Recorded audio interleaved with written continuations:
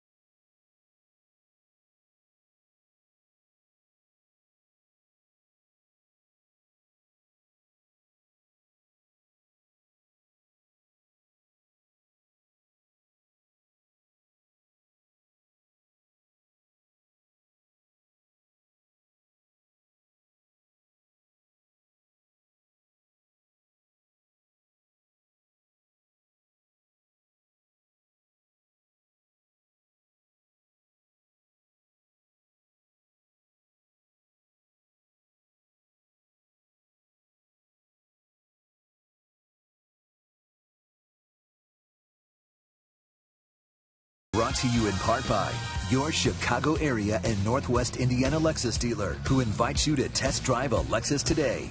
Blue Cross and Blue Shield of Illinois, through it all. AT&T Uverse. Find out what's possible with AT&T. Call 1-800-PIC-ATT. Mobilizing your world. Ford. Check out America's freshest lineup at your local Ford store or at localfordstores.com. And by Southwest Airlines. Find our fares online, only at southwest.com. Welcome back to the ballpark. We mentioned a bit of an overcast night, although the sun trying to creep through the clouds just before dusk. Game 2, it's Kyle Hendricks, the rookie, in a really nice stretch, as he'll face a very good Brewers offense. Milwaukee 2.5 up on the Pirates, 3 ahead of St. Louis going into action tonight. Their Southwest starting lineup 1 through 8 is the same for both teams as in the opener. Gomez, Lucroy, Braun, with the former Cub Aramis Ramirez. He's been hot as of late. Scooter Jeanette's at second. Chris Davis in left. Mark Reynolds hit his 20th homer last night. Gene Segura, the shortstop, hits 8th, and Willie Peralta, the pitcher, 9th. Key defense for the Cubs. Rick Renteria playing a pad hand as well. Coughlin, Alcantara, Ruggiano, left, center, right. That's the alignment. Was last night. Ruggiano been playing more frequently here of late. Balbuena, Castro, Baez, Rizzo third to first. Wellington, Castillo behind the plate, and our Alexis starting pitcher is rookie Kyle Hendricks, 24-year-old right-hander. And boy, has he been good. 5 starts, 3-1 with a .210 earned run average. He's ready to go, and we're set.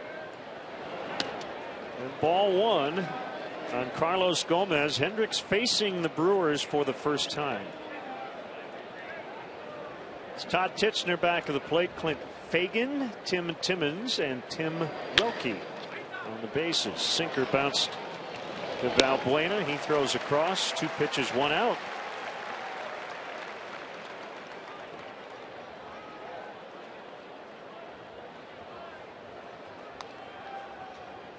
It's a late arriving sun here today. It is 65 degrees, a northwest wind at only 3.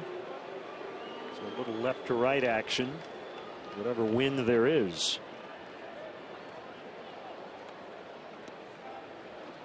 There's Lucroy, 38 doubles, 1 behind the National League leader Paul Goldschmidt, who's on the disabled list.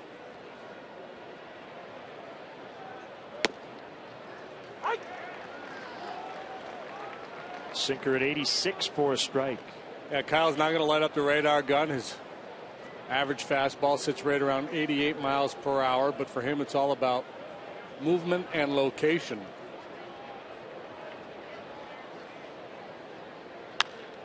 Lucroy sends one to deep right. Ruggiano just onto the track, makes the catch. 2 outs. So Lucroy 0 for 5 to start the series.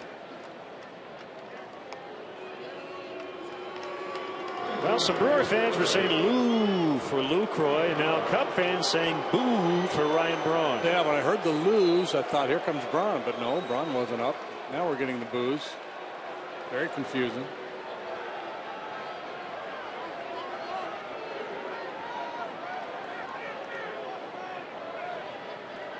Boos at Wrigley Field? How do you spell that? A lot of different meanings. Yes. Strike called on Braun. I have a little scouting report on Kyle Hendricks. Yes, he is a pitch maker.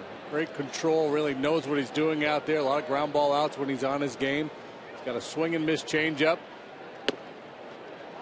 And what I mean by pitch maker is if they want to throw an elevated fastball, he's going to be able to throw it up there. He needs a cutter in on the hand so he can get it in there. Just, whatever the catcher asks, a high percentage of the time, Hendricks is going to put the ball in the right spot.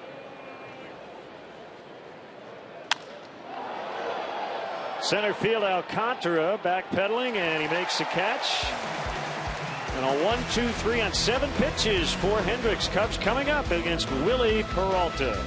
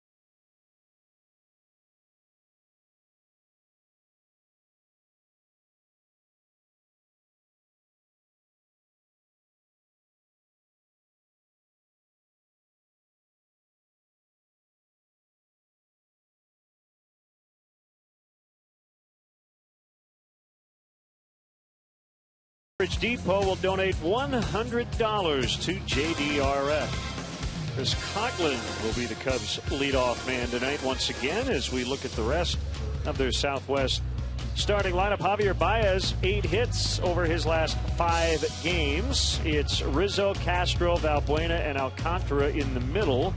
Justin Ruggiano, as JD mentioned, has played a lot lately. He's in right. Castillo catches for Hendricks, the pitcher. Key defense for Ron Renick's Brewers here tonight. Davis, Gomez, Braun, left, center, right. In the infield, the veteran Ramirez has been really good. Gene Segura, good range, big arm at short. Jeanette and Reynolds on the right side of the infield. The veteran Lucroy behind the plate. And the Lexus starting pitcher for the Brewers tonight, Willie Peralta. Boys, he's been good. Tied for the league lead with 14 wins. A 3.42 ERA. 23 starts for the big right-hander. Power sinker, his best pitch. One of the hardest throwers in the league. But he attacks the bottom of the strike zone with sinkers and sliders. 6-1, 245, and the first pitch misses on Coghlan. Yeah, he's trying for his 15th win. Tied with Adam Wainwright, Clayton Kershaw, and Johnny Cueto with 14. Look at some Fangraphs stuff on Peralta. Ground ball percentage, 55%. 7th highest in the majors. And the fastball velocity, 95.6 on average. Puts him in the top 4 in the major leagues. Yeah, so you would think with that heater he'd be a strikeout pitcher, but he is not. But that's what he gets a lot of. Yeah. It's a ton of ground balls with his sinker and his slider. He's a bit of an anomaly in that he's, essentially a 2-pitch pitcher. So we talk about the extreme heat, the mid-90s velocity. See it low, let it go. Anything down around the knees with sink. If you go after it, it's going to be a meek ground ball and you're going to be out. Running is an option. The Cubs don't do a lot of base stealing, but you can run on Peralta, and that might be something Rick Renteria is going to have to do to turn his guys loose a little bit or encourage them to run a little bit more, perhaps play a little hit and run to stay out of double plays. Here's Baez facing Peralta for the first time, and a high drive to center. Gomez is back at the wall. He catches it and takes away a double at least from Baez. Just got under it a little bit. That's the one thing about Peralta, ground ball pitcher, but he has given up a fair number of home runs. When he gets that 2-seamer up, he can get into some trouble. And that ball was elevated a little bit, but Baez just didn't get enough of it to get it out of here. Gomez plays with a lot of flair. Don't see too many leaping catches right there at the wall because of that basket. Just got in on Javier enough to keep it in the ballpark. Here's Rizzo.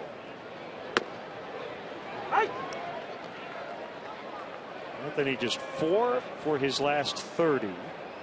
He is, however, 8 of 19 with 4 career homers against Peralta. It was funny, Gomez tracked that ball and positioned himself as if he was going to go up and make a catch over a wall. Right. And he's not going to do that here. Unless he's Superman, I don't think he can jump over the basket. Who knows? He kind of measures his steps. As if he's going to go up and pull one away from the wall or go up top.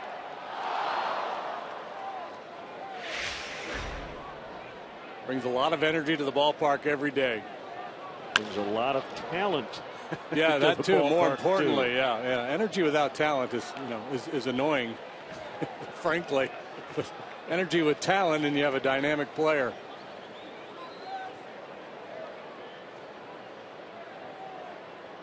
Two on Rizzo. Here it comes. Bounced foul. So we showed you a bunch of numbers on the Cubs offense. Let me add a couple in these first 4 games on the homestand, and the wind generally has been blowing in, but they haven't homered. And you mentioned the running game. They're 0 for 4 in stolen base attempts. So they haven't really played the little game. They haven't played the big game. Yeah, to this point. That's the problem. I talk about you can run on Peralta, but you got to have the personnel, and the Cubs just don't. They don't have base stealers.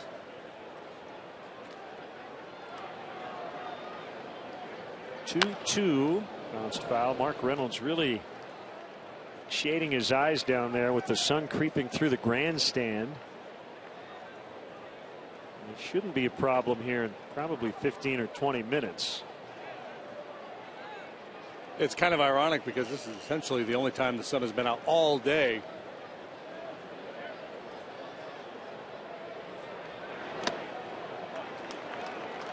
'97. 3-2. You know, the general thinking is to be a successful starting pitcher in the big leagues, you got to have 3 pitches: fastball, breaking ball of some sort, either a curve and a slider, and a decent off-speed pitch, straight change or a splitter. Peralta basically a 2-pitch pitcher, fastball, slider. Those 2 pitches combined, well over 90% of his offerings.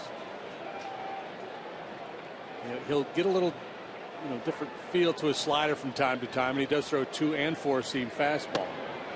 Ball 4. That was an awkward landing by Peralta. It doesn't look right.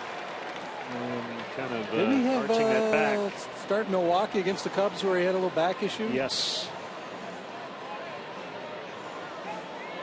Cubs have already beaten him twice. Something's barking.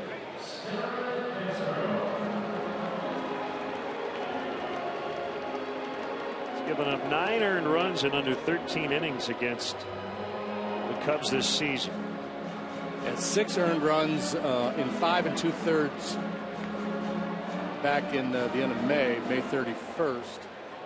His other start was pretty good. I want to say 7 innings, 3 runs. That's exactly that right. was end of April. Yeah.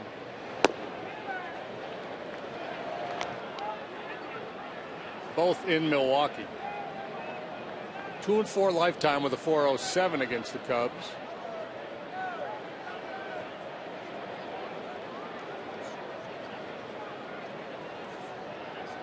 Astros hit in all 10 games this month. He's got good numbers against Peralta. 10 out of 21 with 2 homers and a couple of doubles to boot.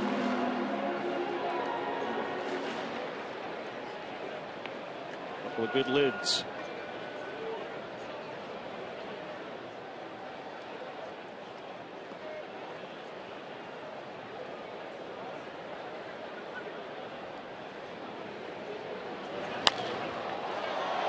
Popped up. Lucroy in fair territory makes the catch. 0-0. We've played an inning.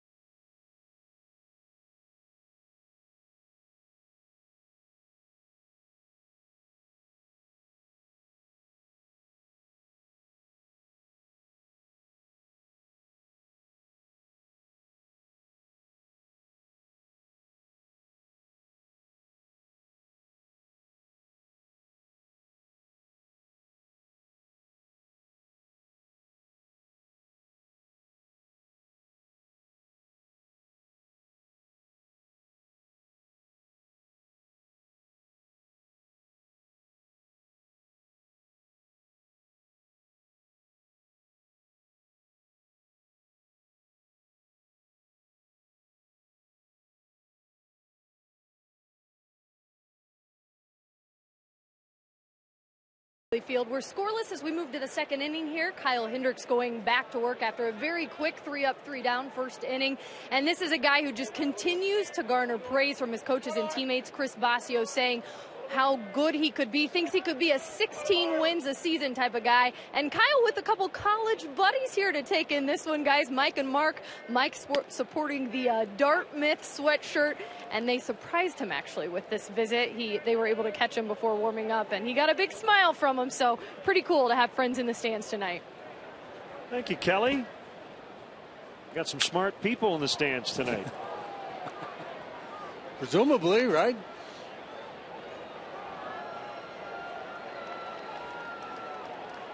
Always have smart fans, but yes, I was book smart too. Economics major at Dartmouth.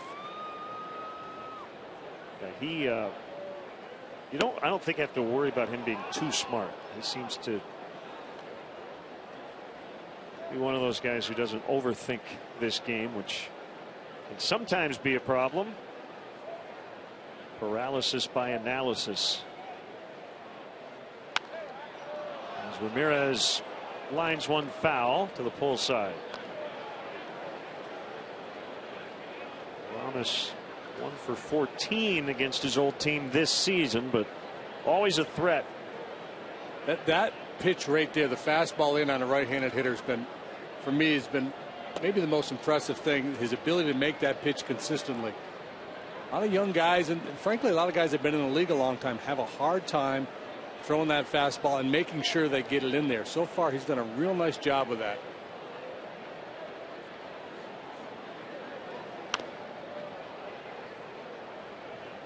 Breaking ball dribbled foul. Still 2-2.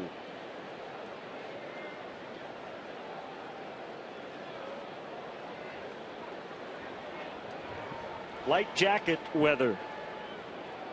Maybe a sweatshirt. And a base hit. That ball fooled Valbuena, who didn't really move.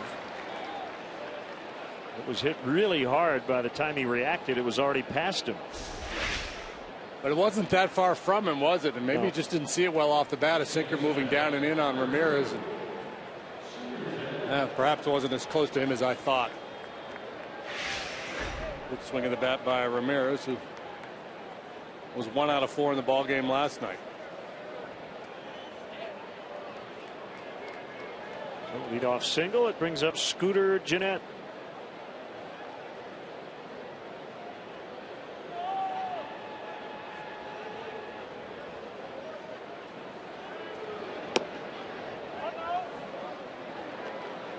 Brewers with a 3-1 victory last night.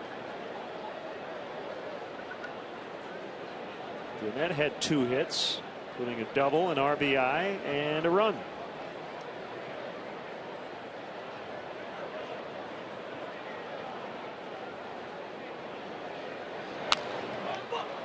Popped up.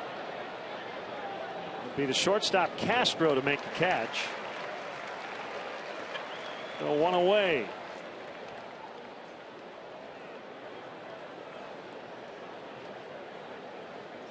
And now Chris Davis.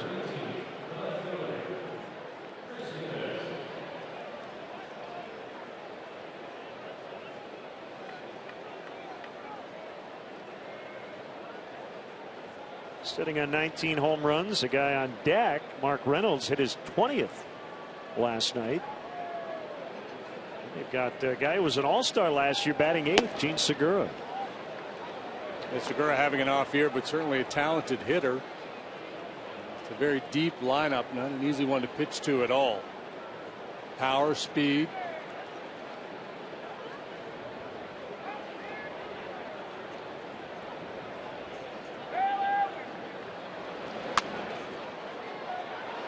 Baez with a nice leaping running catch to get Davis. Oh, there again, there's that fastball in on the hands. A 2-seamer running in on the hands of Davis, induces the weak contact.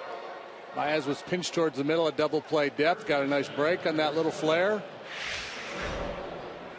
A couple lazy pop-ups here induced by Hendricks, who's normally a ground ball pitcher, but for him it's just all about weak contact. Not going to strike out a ton of guys.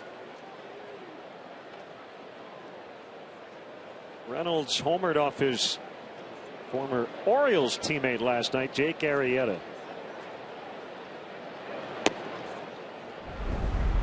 Grab by the fan. Grabbed a lot of headlines around baseball. Yeah, the still shot in the paper this morning was great. The reaction of everybody out there as he made that catch. I want to give credit to Brian Corbin, who handles the multimedia here at Wrigley Field for Cubs.com. He went out to the bleachers and got all those quotes and info for Kerry Muscat. Mike Poulin caught that home run. You see Reynolds 7 consecutive seasons of at least 20 home runs. Swing and a miss.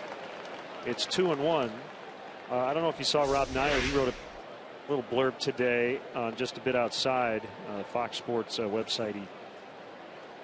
His point about throwing a second ball back is that you got to give up something. The symbolism of throwing a home run ball back is throwing the actual ball. I'm kind of in on that. And his point is it's not really fair to grab a home run ball and throw another one. You're not really giving up anything. No, you're not. Yeah. So that's the challenge. If I make that play on that ball, I'm not giving that ball. Well, that's up. the other thing. I think you either. I would never throw it back. Yeah, I would always keep it.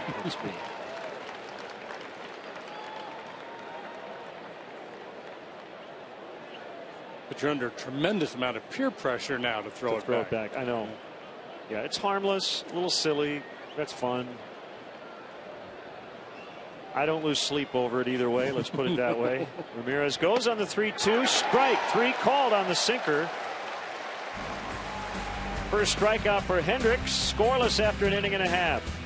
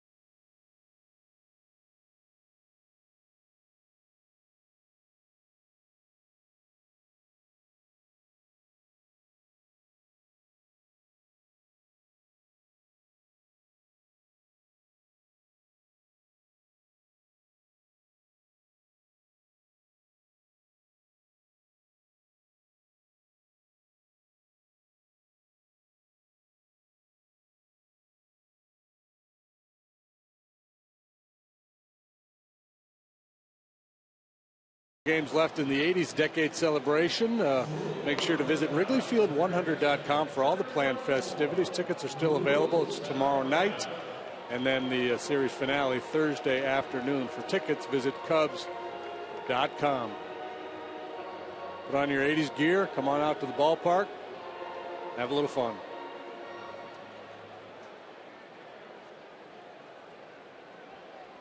Game 5 of 7 on this homestand. The Cubs will spend the weekend in New York playing the Mets.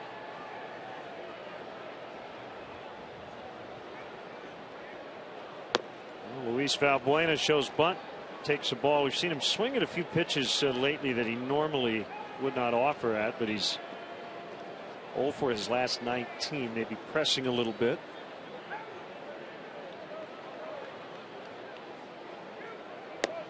Yep. You stride up to home plate and you look out at the scoreboard and you see your stats posted up there. And Valbuena now hitting .237. not logical, but you want to try to get 10 hits every third, 3 at bats. Just go, go, go, go, go, trying to make it happen, and you can't force it. Got to be patient. And he is really good at not forcing it.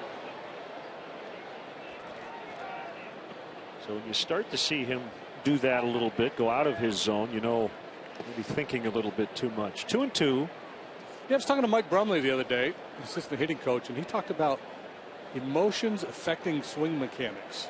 And I'm kind of paraphrasing here, but basically saying, they try to get a consistent approach for their guys, whether they're going good, bad, just that place where they're comfortable, where their swing does its best work, and stay there.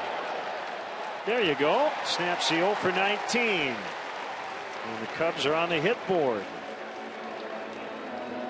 But you can understand the mind of a hitter who's going bad to start to, I got to change this. I got to do this. I got to spread out a little more, hold my hands a little higher, whatever it is to try to fix it. And Mike's point is no, just, know what your swing is, where you do your best work, and try to stay there. And sooner or later, if you're swinging at good pitches, good things are going to happen. Good example of what you mentioned in the first inning. That was a 97-mile-an-hour fastball. Valbuena got good wood on it. Here's Alcantara. Pitch low.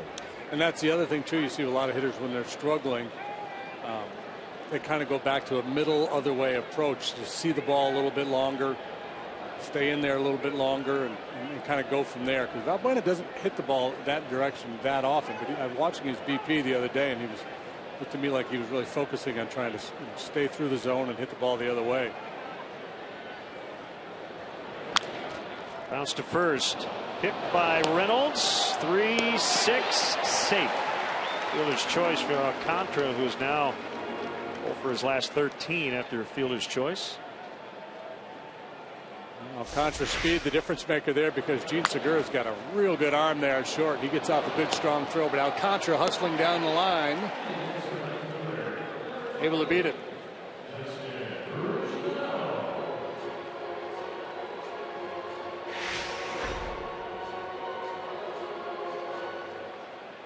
Now Ruggiano.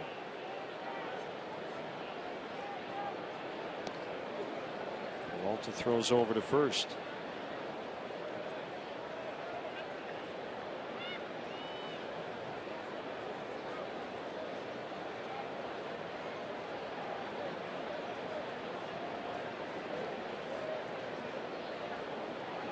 Alcantara faked towards second and then put on the brakes. Ball 1.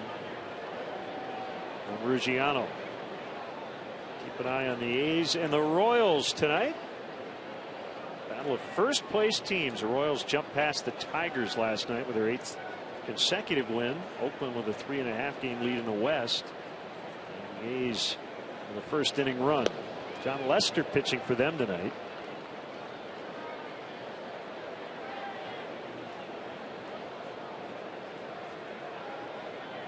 Jeremy Guthrie for Kansas City.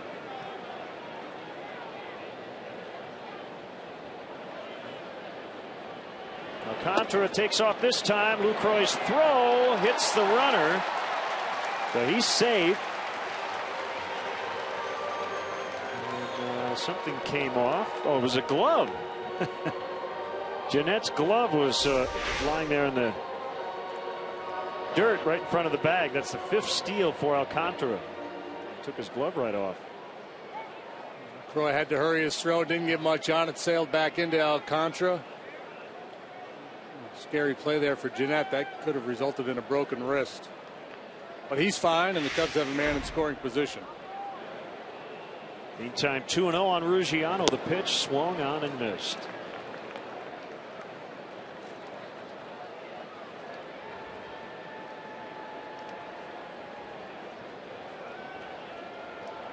About 2 of every 3 pitches Peralta throws will be a sinker. He said just about everything else a slider. And once in a blue moon, a changeup. It's by Lucroy and allows Alcantara to get to third.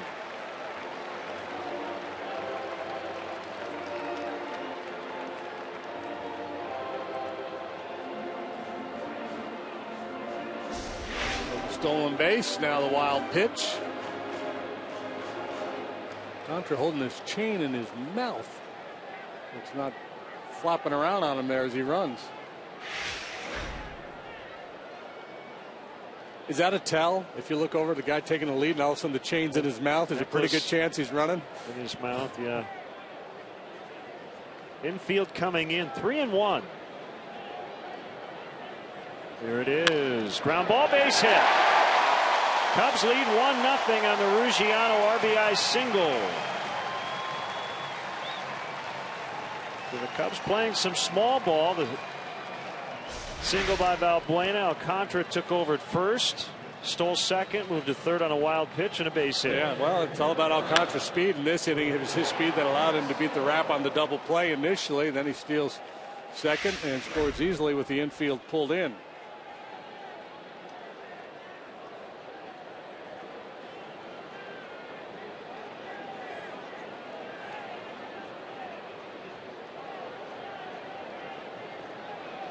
First try for Castillo tonight. Hitting 8th. Slider outside, ball 1.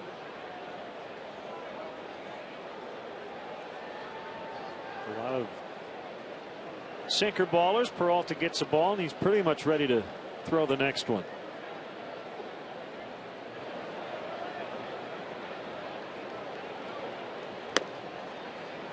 Caught the outside. 1-1. Big strong kid, Peralta, 6'1", 245, real solid, big legs, sturdy backside.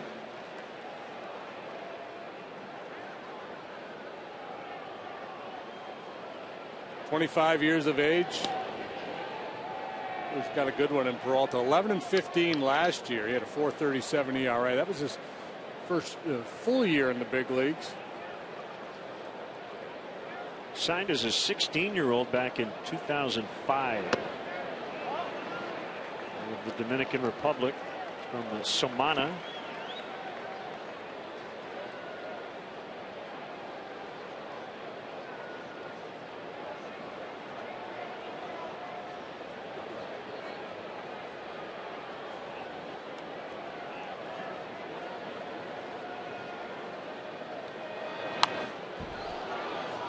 Two and two now.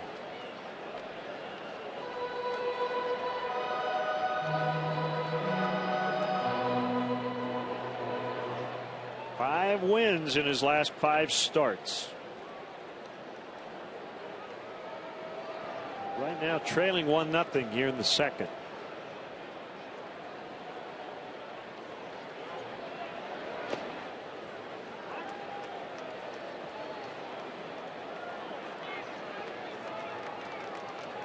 Perfect technique by LaCroix blocking that pitch in the dirt.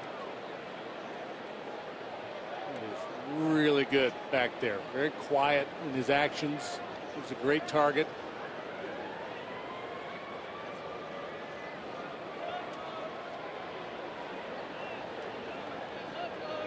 Ruggiano runs and Castillo grounds it foul. And that's the thing about Peralta. We mentioned earlier that he's an extreme hard thrower, but because everything, it's fastball, slider, there's not the big slow curveball, so he doesn't get a lot of swings and misses for a guy that throws this hard. So you feel pretty comfortable in these 3-2 situations starting the base runner. And if you're playing that game as a manager, what's more likely to happen, the ground ball double play or the swing and miss double play? Ruggiano not running, and that ball thumped, but it's caught by Braun. Solid contact by Castillo, but he lines out.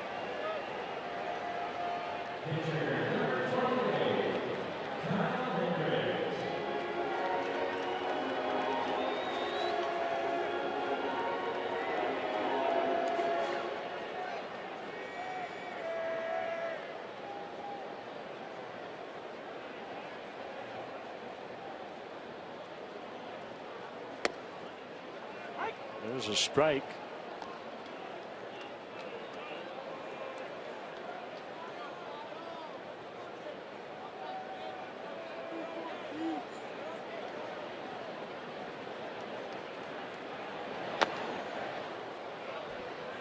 Great swing there by Hendricks.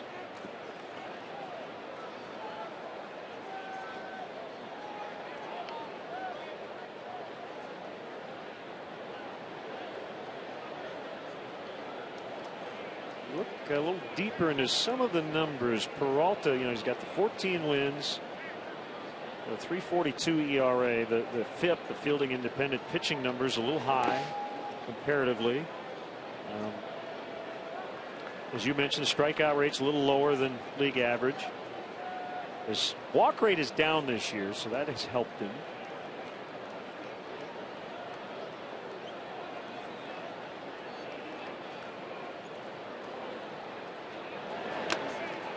He's up about a hit per inning. How about that play? Yeah. That's not the catcher, that's a goaltender.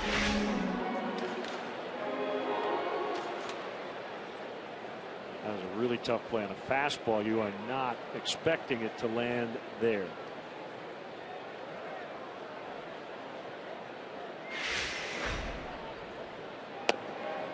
Strike 3 called.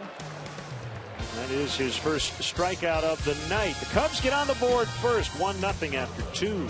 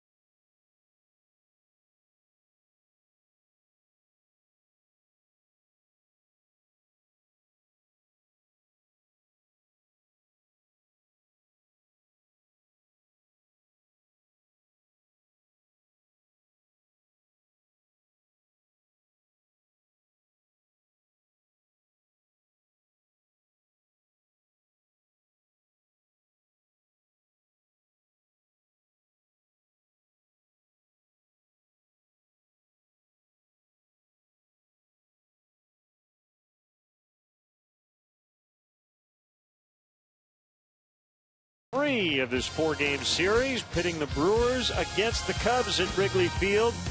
We'll have it for you right here on Comcast Sportsnet. Right-hander Kyle Loesch for Milwaukee, left-hander Tsuyoshi Wada for the Cubs. 7 o'clock Central Time.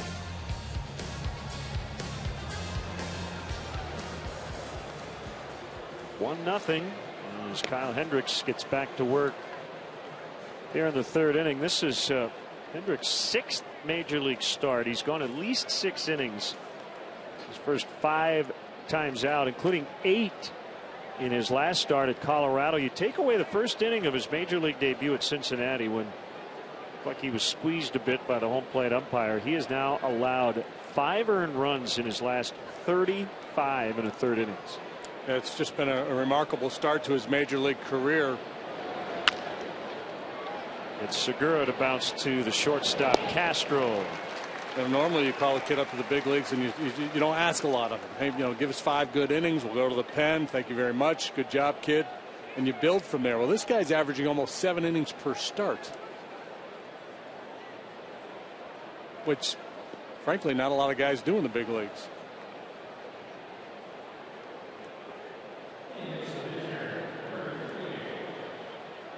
Here's Peralta.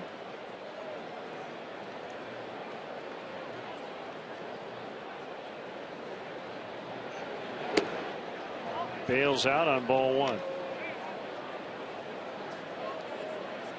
Pretty good looking pitch.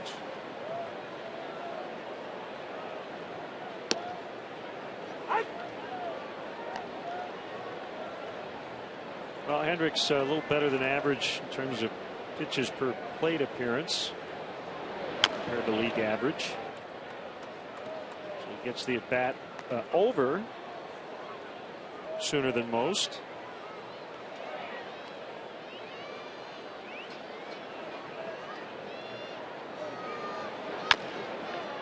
Peralta chops to Valbuena.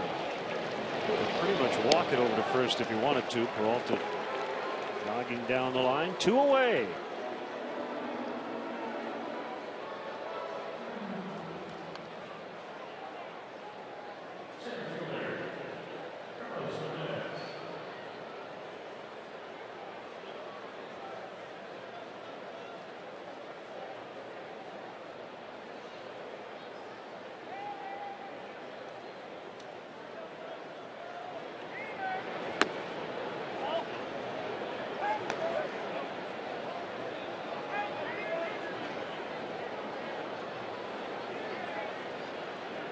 There's a 1-0 to Gomez outside.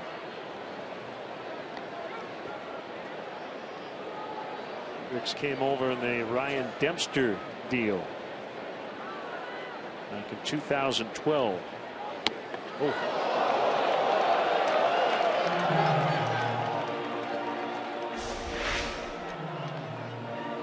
That's an off-speed pitch up in the zone. Maybe Bias should have yelled in, swing, why don't you? Come on, is that all you got?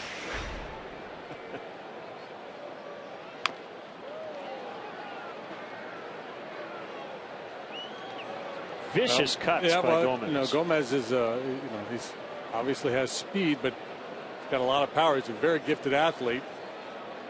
So he's thinking when he's in those hitters counts, he's thinking big. He just got hit.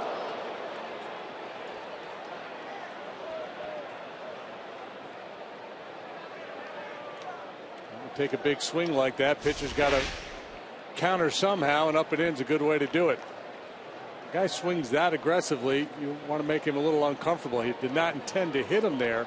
He was trying to pop him up with an inside fastball. Gomez drifting out a little bit, catches it in the back arm. Right forearm maybe near the wrist.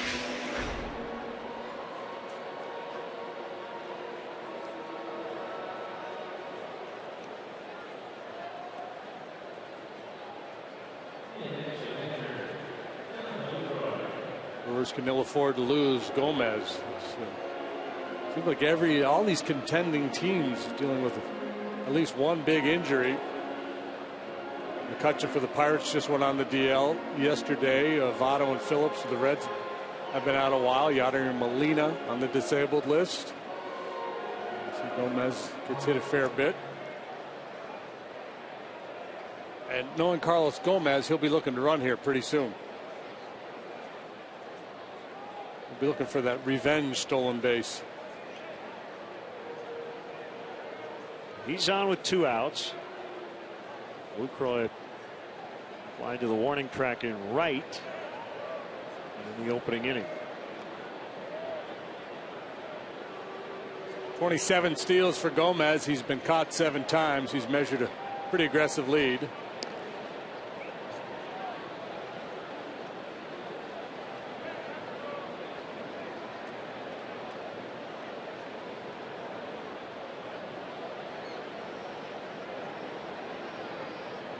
He looks ready to run at all times when he's on base.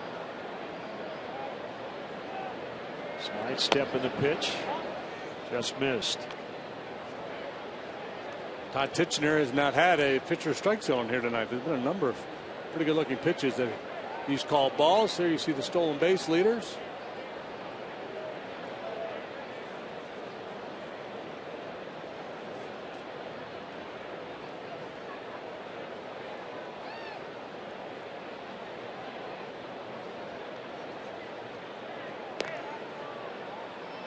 Check on the runner.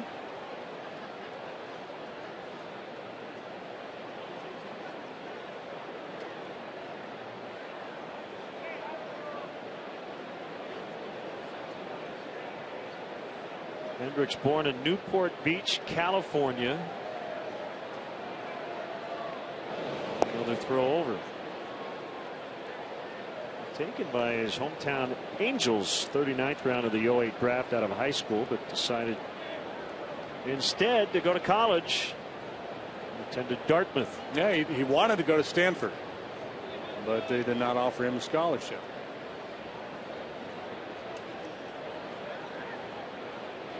That is a strike. They'd probably want to take a mulligan on that one, which they had him. So this guy's got a lot going on for him. Ivy League education, pitching in the big leagues. Life is good for Kyle Hendricks. There goes Gomez. And he's out. Castillo nails him.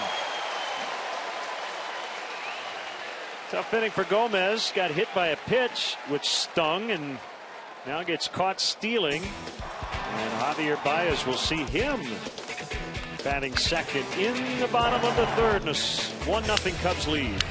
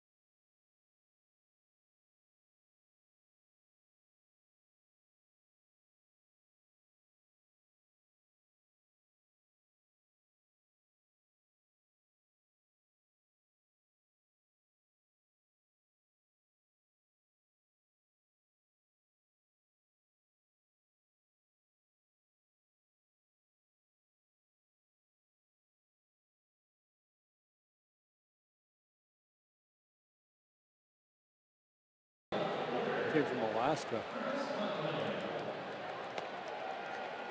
I thought it'd be warmer. Cubs won. Brewers nothing. Bottom of the third.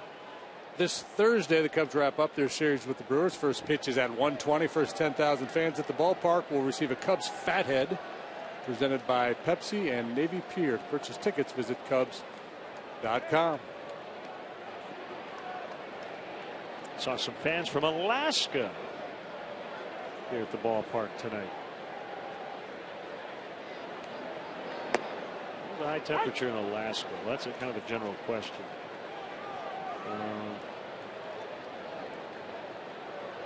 Juneau, Alaska. It's 63 degrees. 63 currently in Juneau. 65 in Chicago. Feel right at home. Oakland sends one up the line. Oh boy. Forward progress, but didn't quite make it to the bag. Yeah, kind of pushed him out of bounds. Hogan tried to stay in bounds. Try to kill some clock here, but Peralta, the linebacker, wraps him up. That's a smart play. Got time to go ahead and secure the ball, make the tag without making the toss. Go ahead and do it. Do-si-do on their way down to the first base bag. Here's Baez. Just missed one in the first inning. Leaping catch out in deep left center by Gomez. Slider missing, low and away.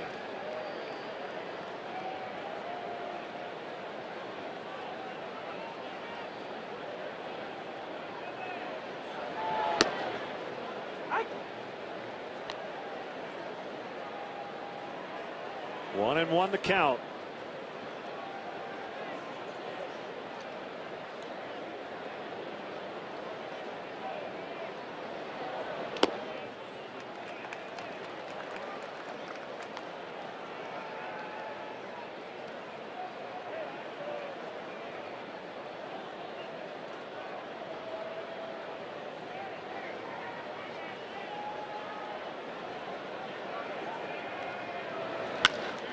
Hit hard on the ground. It'll be backhanded behind second by Jeanette. Throws him out. Several years ago, that's an easy single right back through the box, but not with all the shifting. Nope. Sharply hit, but Jeanette with just a couple of steps to go before he snags it on the backhand side.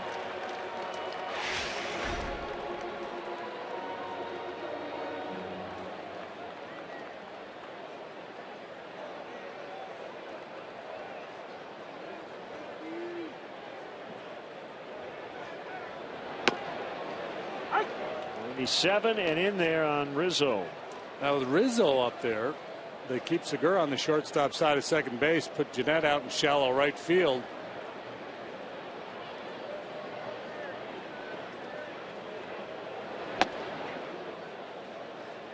Maybe they're trying to use Tim Timmons as a decoy.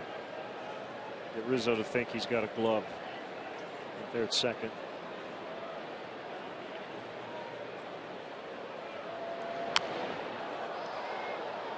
Fouled away.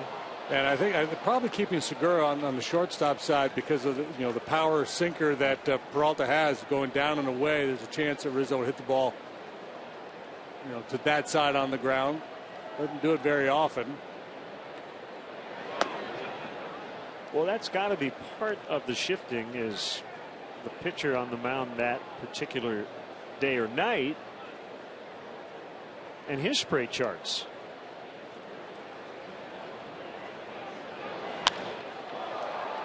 Infield shift didn't matter on that ball, as it'll be caught by Davis in left. Cubs go down 1-2-3 for the first time. After 3, they have a 1-0 lead.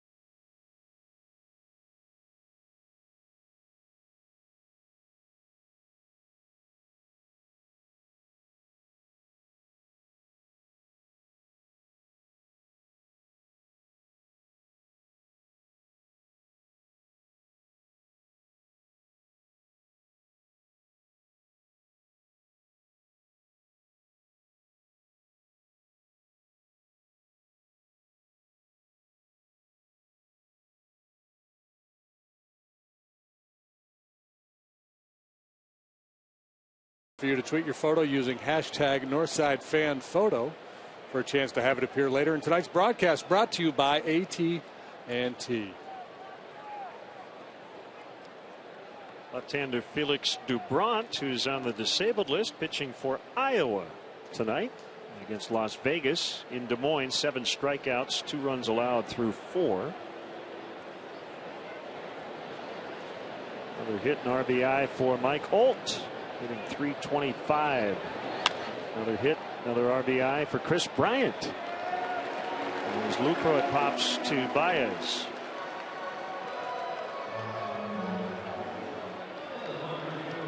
Braun hit the ball hard to center field in the first inning for an out. Ramirez hit his base hit sharply. Beyond that, not a lot of solid contact off Kyle Hendricks here tonight.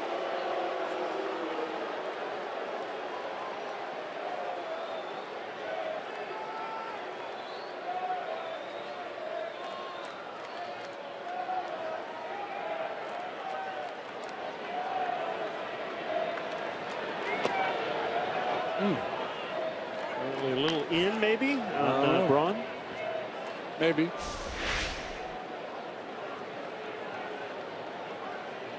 Borderline. Borderline low has not been a strike for the most part tonight.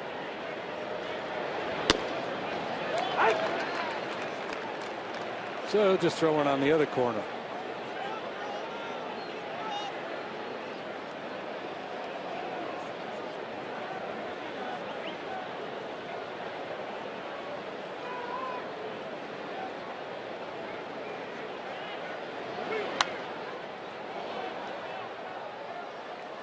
We obviously commented on the savvy, the poise of the young Kyle Hendricks.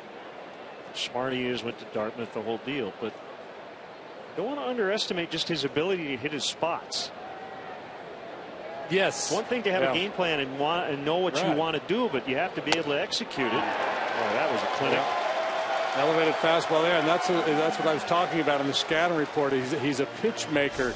You know, it's not just that he has control and good movement. He knows how to work the zone up, down, in, and out. And you know, normally for a sinker baller like Hendricks, you don't think about the elevated fastball, but he's shown the ability to do that in a number of his starts.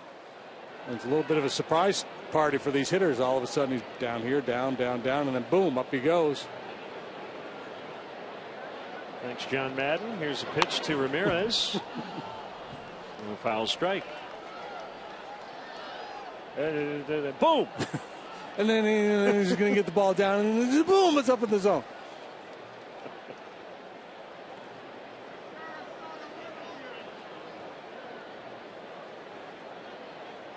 If I only had a telestrator. That's a shot at somebody. I don't know who. You did have a telestrator. You just didn't use it. Well, we played Hangman, I think, one time. We did. That one's on you. Yeah. Oh, yeah. That's why I said it. I was being facetious.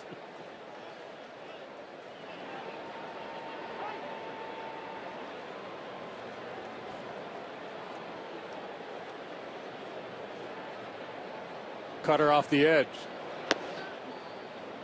Every pitch with a purpose.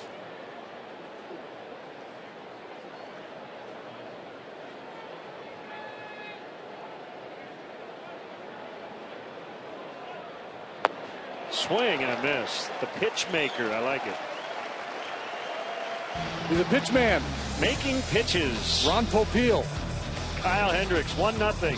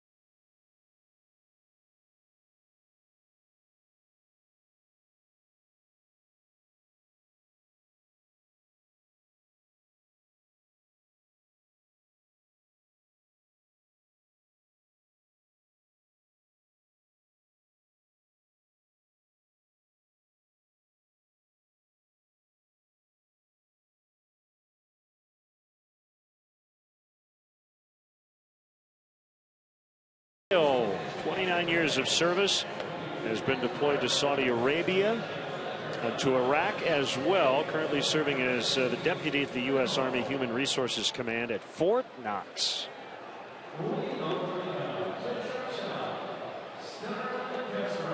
We are celebrating Star Wars night, Wednesday, August 20th, and fans who purchase tickets through the Cubs special events page We'll get a special Jedi Rizzo bobblehead with a portion of the proceeds going back to the Anthony Rizzo Family Foundation. Don't miss out on the intergalactic fun. Tickets are only available through Cubs.com/special events. Cubs will use lightsabers for backs.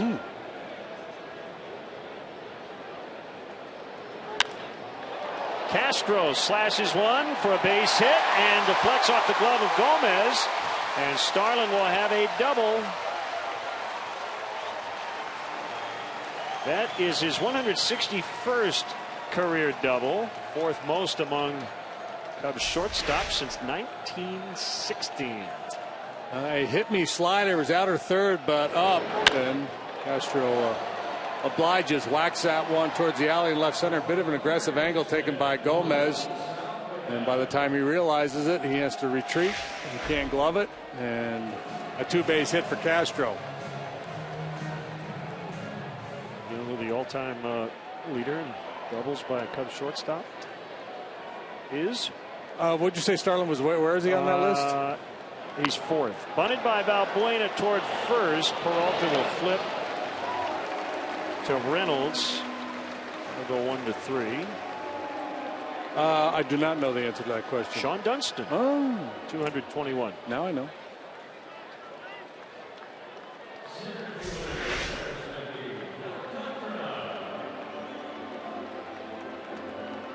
Got a little hitch in the giddy up.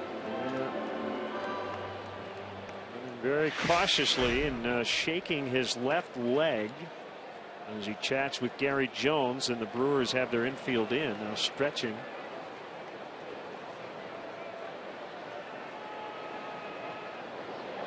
Alcantara fouls. Right, that's so you got an infield in situation with one out where normally you're thinking, okay, let's go on contact here, but you better make sure your guy can get down the line. So that conversation should have taken place there with Castro and Gary Jones. You doing okay? Can I send you here, or we have to wait for the ball to get through? Looks like it's his knee. Yeah. He's giving him some problems. The 0-1. Whoop, cross up. And it was a strike, even though Lucroy really battled it. He got the call.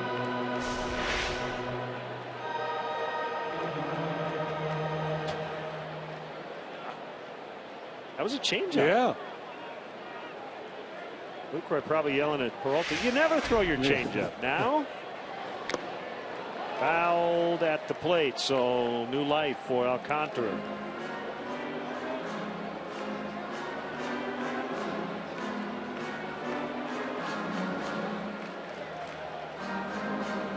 Cubs one run in large part due to the speed of Alcantara. Beat out a double play, stole a base.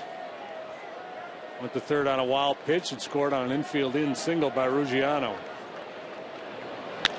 Ground ball through for a base hit. 2-0. Castro scores, and again, hopefully he's all right as he limps to the dugout.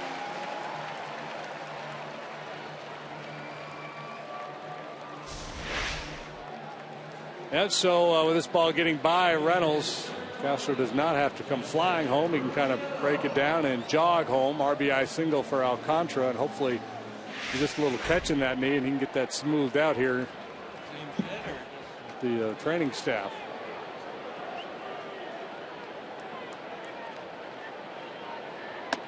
Up and in on Ruggiano. He knocked in Alcantara in the second.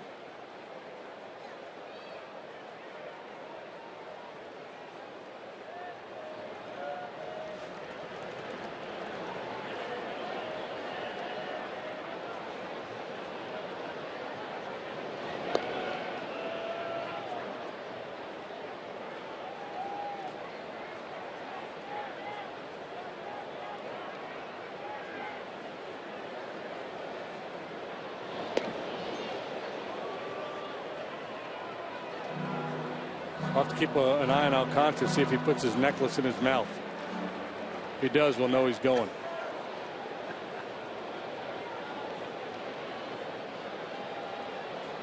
He runs. Out. What a play by Jeanette. Kind of a diving stab of that throw by Lucroy and the tag all at once. Wow, how did he tag him?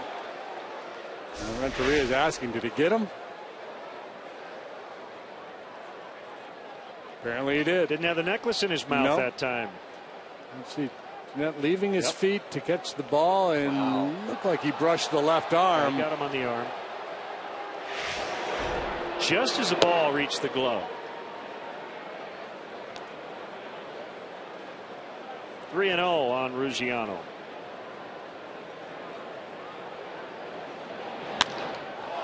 Out into right center, and it'll drop. Gomez will keep Ruggiano to a single.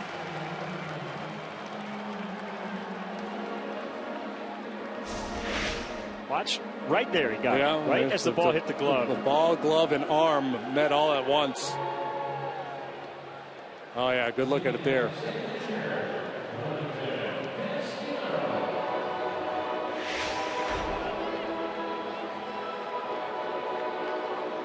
Get the sense that Scooter Gennett's willing to give up the body. Guys like to fly around, get dirty. Scooter, your gloves on your hat.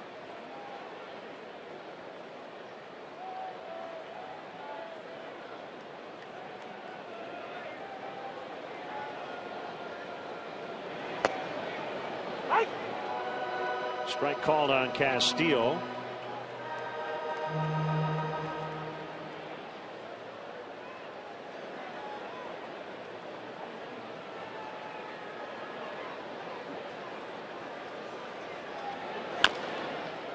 High bouncer played by Segura to end the inning.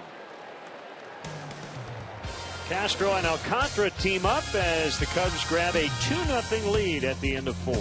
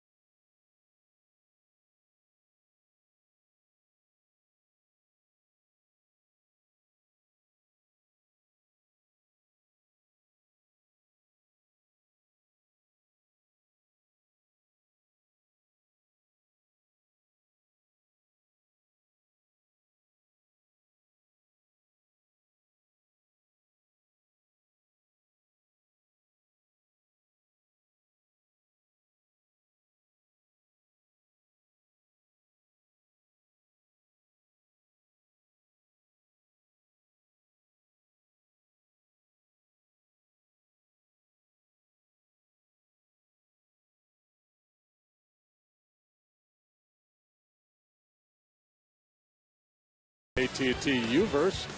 This is the Bears' final practice down at Bourbonnais. They're going to break camp. And we'll have all highlights from the pennant races around the major leagues.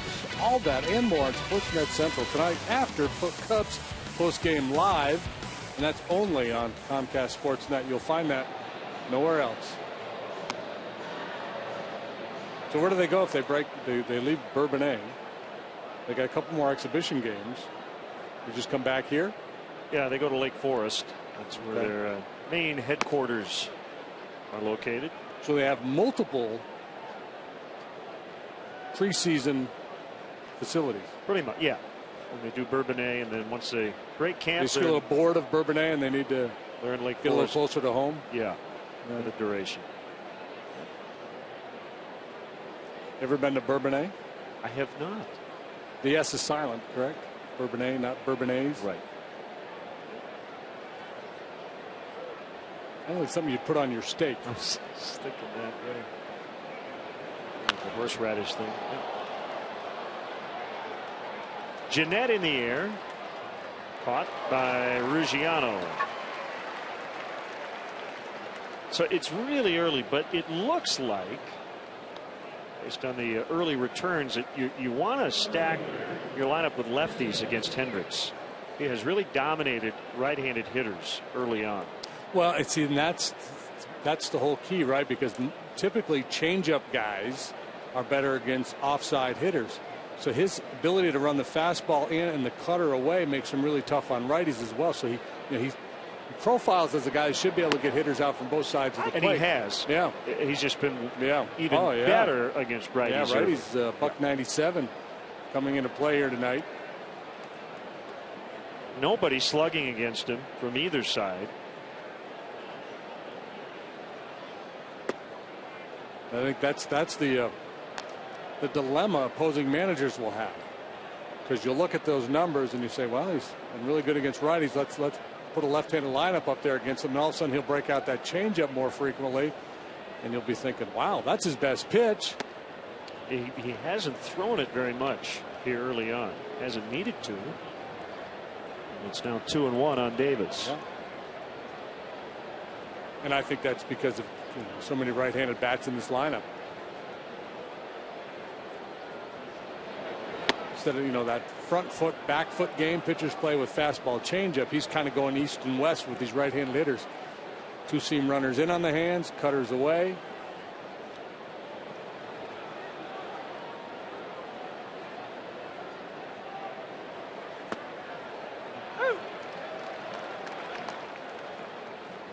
Three and two.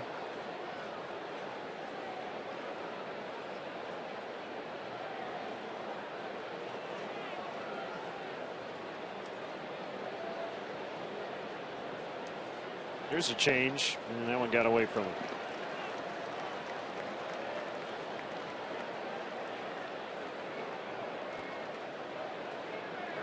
That's the only thing about throwing a changeup in that spot. He hasn't thrown many tonight, so maybe didn't have a good feel for it. Here's Reynolds. Yeah, and then the tendency when that's the case is you're going to overthrow it because you're afraid of floating it out over the middle of the plate. I think if he had to do it all over again, he would have thrown something he had a little bit more confidence in, because he's got a 2-run lead. Now he's facing a dangerous hitter with a man on base.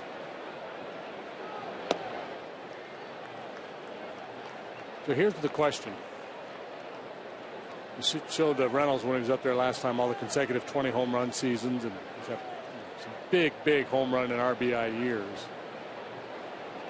If Javi Baez turns out to be Mark Reynolds offensively, are you good with that? Or do you expect more? See, this is a tough one, because I think most fans look at a Mark Reynolds and they look at his career and they go, no, Bryant, Baez, these guys, they should be better. Alfonso Soriano, you drop names like that. But I do not want to downplay major league success over the long haul. Really hard to hit 46 home runs, or 44, 32, 37, 23.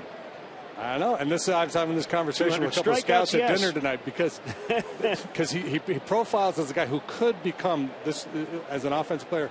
The difference being Baez is a middle infielder, so you do that as a middle infielder, you're probably making 4 or 5 all-star teams.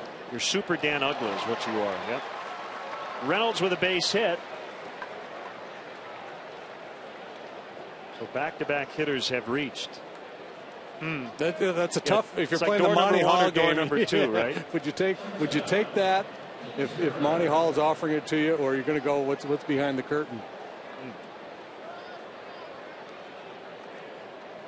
Thankfully, I don't have to make that call. We got 222 home runs for Reynolds.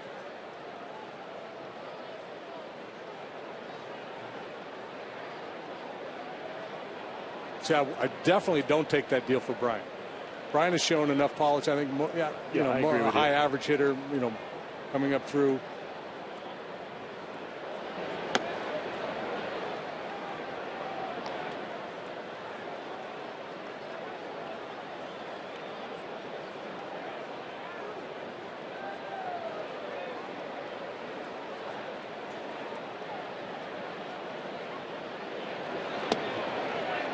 I guess if I had to pick, I would say I think Baez can be Mark Reynolds, but I think he can be a little better. So I think I might. You're going to go to the curtain. You're going to go to the curtain.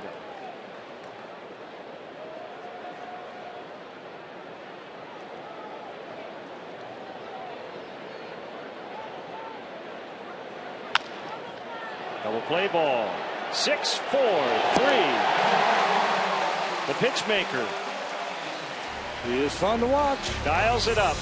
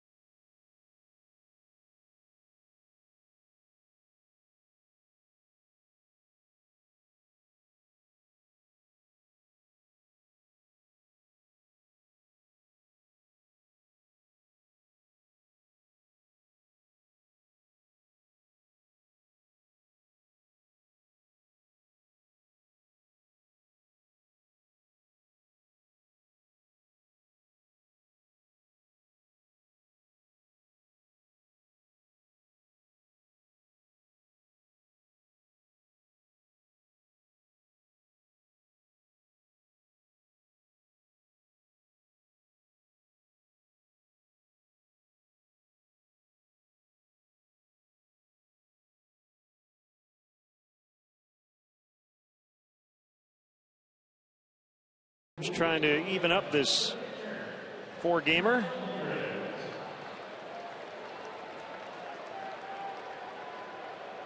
A little later, 7th inning stretch will be led by the Chicago Sting, members of the 1981 NASL champs. Made their home here at Wrigley Field. That year, they beat the New York Cosmos 6-5 in front of 30,501 fans, the largest crowd at Wrigley that year, aside from the Cubs' home opener. Willie Roy was their coach. 6-5. That's a high-scoring affair. Did you ever see? Is it? Oh man, the New York Cosmos documentary. Excellent. Didn't Pele play for them at some point? Yes. What's the name of it? Once in a lifetime.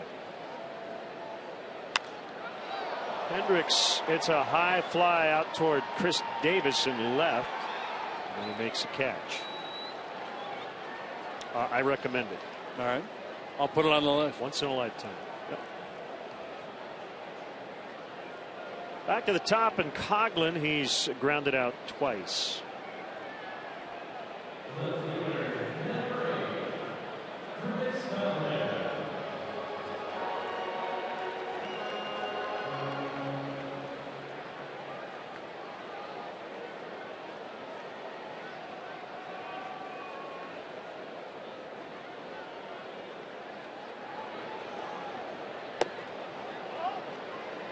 Sinker just missed the outside corner.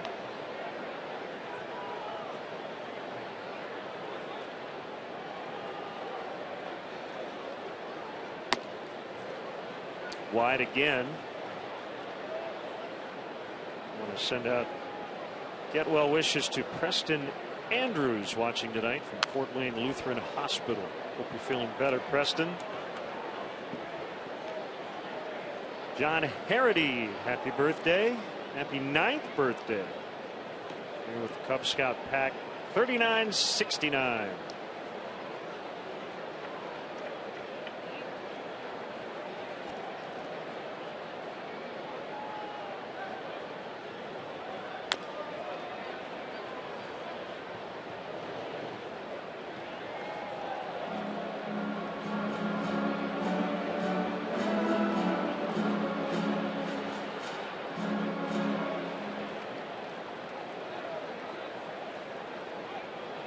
Cubs got a run in the second, added on in the fourth.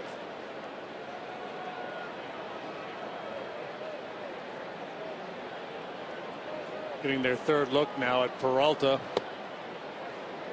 It's not like you need a lot of looks at him to get a sense of what he's trying to do. Again, it's sinker, slider, and once in a great while a changeup. This is the third time they faced him this year. Another grounder. Reynolds has it. Man, now we're getting a lot of interesting Twitter reaction to your question about Baez and Reynolds. I know, it's interesting. Imagine, you know, there's probably a lot of fans out there say, wait a minute, this guy's going to be a Hall of Famer. Mark Reynolds is no Hall of Famer. Well, it's, you know, it's sitting down at a Las Vegas blackjack table with $100, playing for 3 or 4 hours, getting it up to $200, and walking away and trying to make 200 into 500. Most people would stay at the table, I guess, wouldn't they? 2-0 Cubs after 5.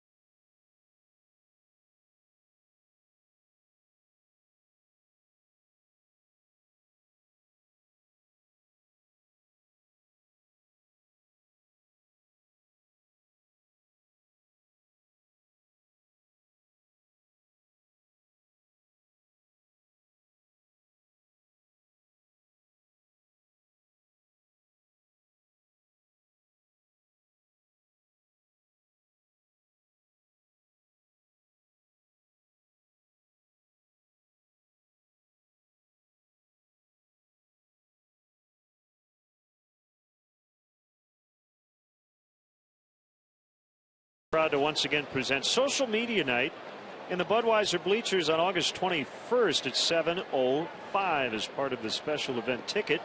You'll get an exclusive Cubs Social Media Night t-shirt and access to a pregame event. Raffle prizes include a first pitch before that night's game and autographed memorabilia. Select attendees will be welcomed as part of the social media team that evening to take photos from the field and press box. Tickets are only available through Cubs.com/special events. Strike called on Peralta. We're in the 6th. He's only made 60 pitches. Going to get an out on number 61 as Baez makes the grab.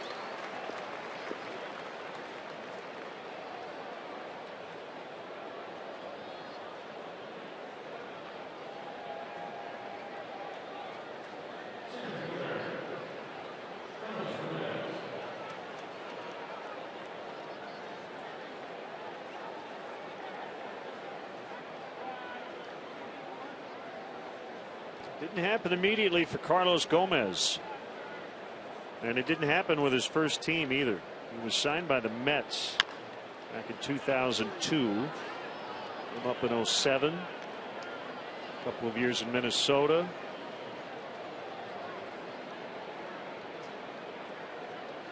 Really took off when he got to Milwaukee. Really took a couple of years as a Brewer before he started to show these flashes. You could see it. You know, you could see the speed. You could see the ball jump off his bat.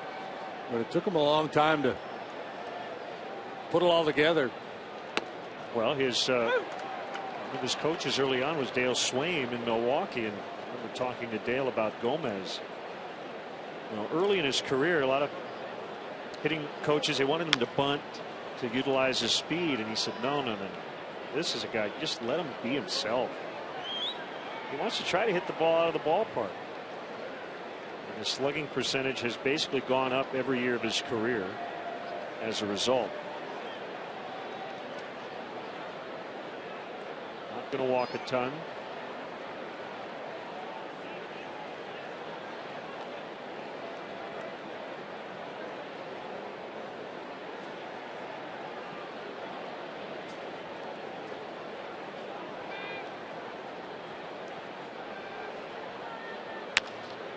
Ground ball to Valbuena.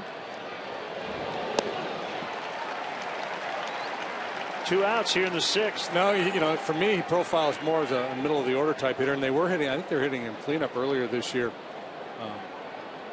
But I think, you know, because of the speed, the extra base power and the speed, he's a guy who can manufacture runs, do things with his legs early. He doesn't walk, so he doesn't have a great on base percentage, but you know, the combination of speed and power. Understandable that Roenicke has him at the top of the order. Plus, the depth of their lineup allows Roenicke to hit him at the top of the batting order. He still has plenty of firepower through the middle.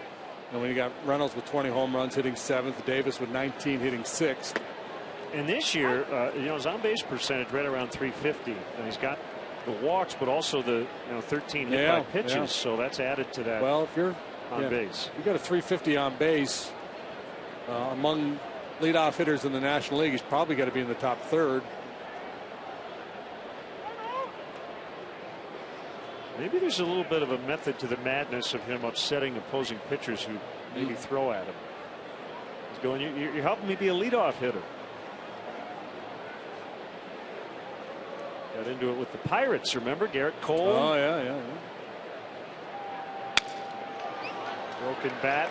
2 bouncer to Castro. Nicely done. Been really good with the glove over there as of late. And he gets Lucroy, and another quick pitch inning for Hendricks. 2-0.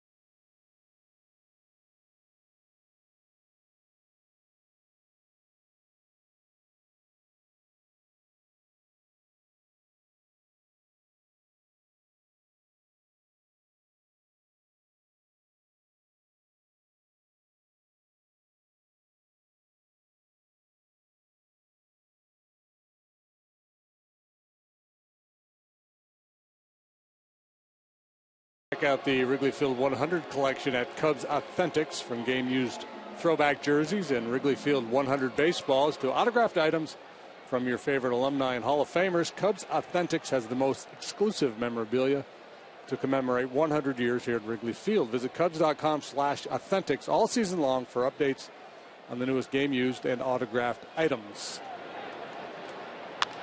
Anthony Rizzo swings away, sends a towering fly ball deep to left center. It is gone! Rizzo with his first homer since July the 22nd, when he hit 2 against the Padres. That was 19 games ago. It's 3-0. A long time coming. That one had to feel sweet. Looked relatively harmless off the bat, but when big, strong guys hit him, you never know. Got underneath it, but it got enough of it. Ford home run replay. Cubs add on. One swing of the bat by Rizzo. Gomez out of room. Number 26. Everyone he hits now, a new career high, past his previous career best of 23, set last year.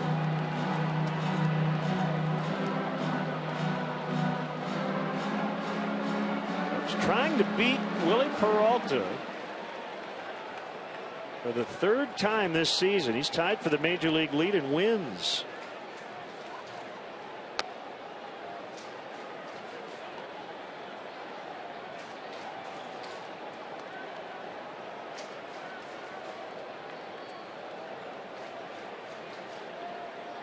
And with that home run, Rizzo now has connected 5 times against Peralta. Well, he's had a few of those pitches, hasn't he? Yeah, he's just completely tumbled off the mound.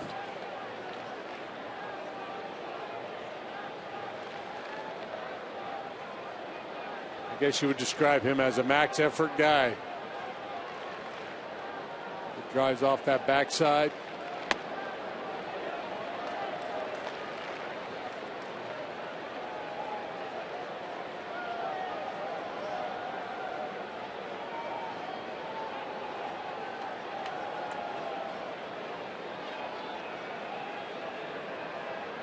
The 3-1, Castro fouls. Starlin appears to have a bit of a tender right knee. Beat out an infield hit late last night, and looked like it flared up earlier.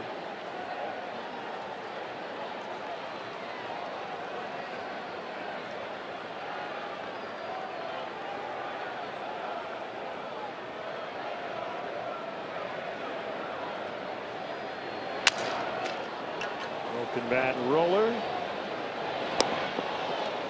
Just out as Jeanette gets him. Yeah, moving down the line pretty well there. Here's the play last night. Little half swing roller, so he's sniffing that hit and lunging for the base. Landed awkwardly. You could see where that was a little shock on that knee, and then as he went from second to third earlier, you can see it was barking pretty good. I think the stretch was with the left leg last night, but it was the right leg that was bothering him. Here's Valbuena with 1 out. So I looked up the numbers. We were talking about Gomez. Among hitters in the National League, leadoff hitters with at least 200 plate appearances in the leadoff spot, he's 6th. There are 15 that qualify. He's 6th with a .350 on base percentage. Josh Harrison at .377. Along with Matt Carpenter at .377, the top 2 on base percentages among NL leadoff men.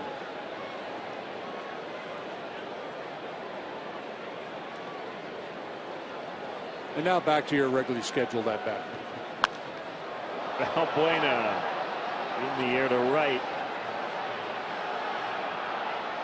Braun makes a catch.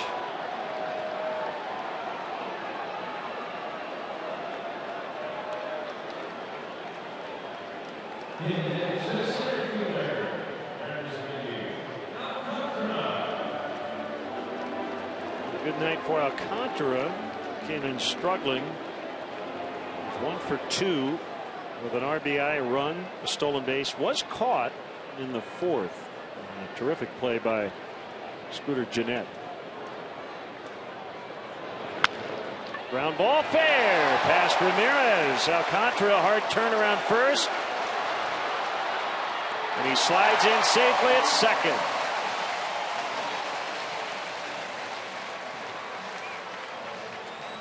At 2 outs there, ball down the left field line. No doubt he's going to go for 2. This is a running fastball well off the plate. Just pokes it beyond the reach of Ramirez down there. Davis got to in pretty good shape. Didn't get a whole lot on the throw.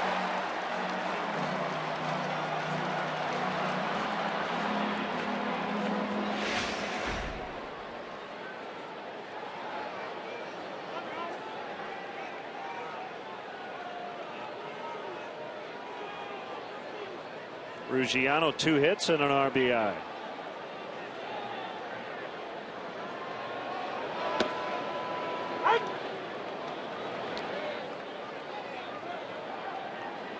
Comes with a ton of strikeouts on this homestand, coming in 53 in the first 4 games, but putting a lot of balls in play tonight against Peralta. Changeup really a big problem pitch for them earlier, but it's not a pitch he throws very much. No, it's hard to say, to make the case that Peralta needs to do this, that, or the other thing, given that he's 14-6 with a 3.42 ERA. He's done a lot of really good things here, but as you watch him pitch, and you think, man, if this kid had a good changeup or a split finger pitch, he'd get a lot more swings and misses, keep the ball out of play. That's why we talked about his FIP. That's the lack of strikeouts really hurts that fielding independent pitching number. So his second punch out, but the Cubs add another run on Anthony Rizzo's 26th of the year. It's 3-0.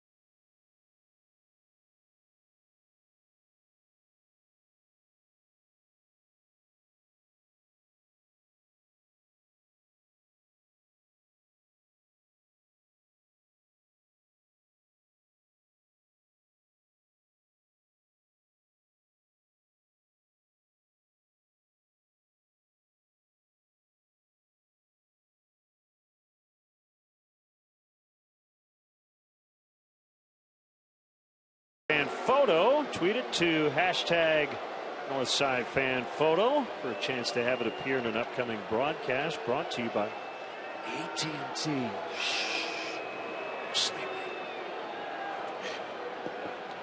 7th inning.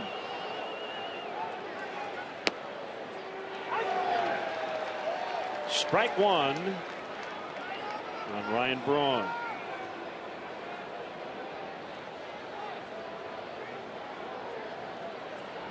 Makes the pitch, gets back on the rubber, gets the ball, gets the sign, goes to work. Curveball low. Oakland has jumped out to a 6-0 lead at Kansas City, and they've got John Lester on the mound tonight.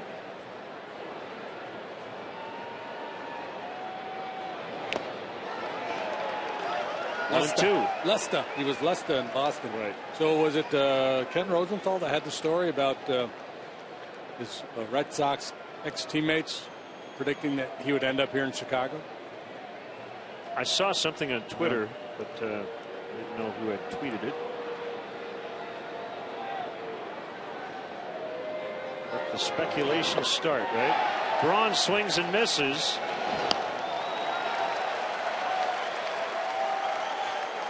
One away here in the 7th. Braun lined out first time up. Last 2 times punched out. This time looks bad on the breaking pitch. Hendricks continues to execute pitch after pitch. This is fun to watch.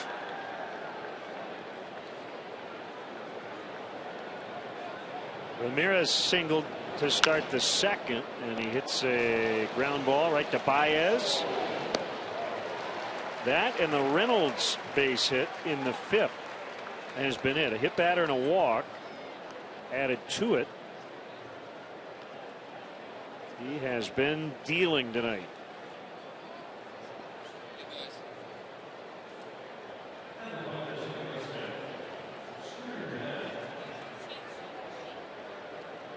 Jeanette has popped out and flied out.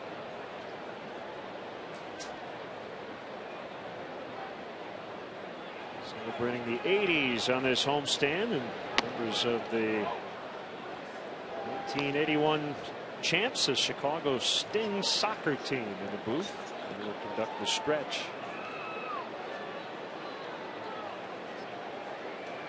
You know, they had an overlap, JD, where they had an outdoor schedule and then played in the indoor league as well.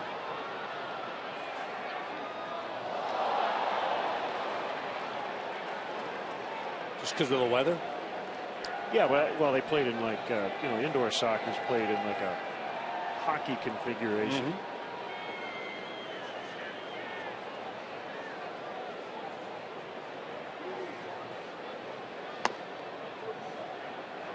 2-1 on Jeanette.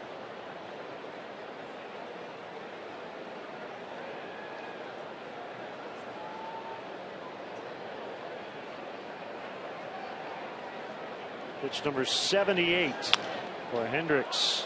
We used to play when we were kids. We used to play baseball in the hockey rink. Really? Yeah, called a bullpen ball. A lot of times we use a softball. You really had to, bat control was the key, because if you hit it out, it was an automatic out. So you had to keep it in play, hit it hard on the ground or on a line. The ball would carry them around off the boards. It's a lot of fun. Sounds fun. Opposite field base hit by Jeanette.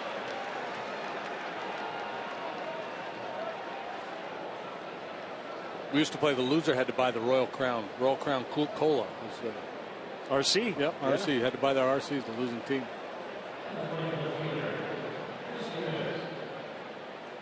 Comes Davis.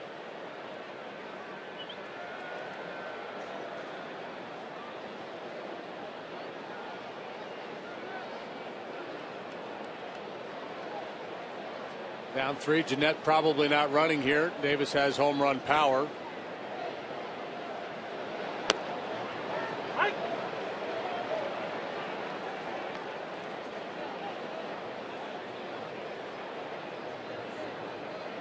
Six innings every time out. 6 starts and counting.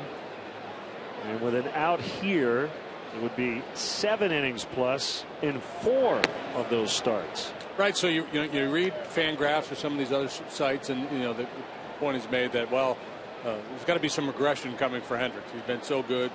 But when you watch him pitch, yeah, he might not be able to keep this up at this level, but clearly he knows what he's doing out there.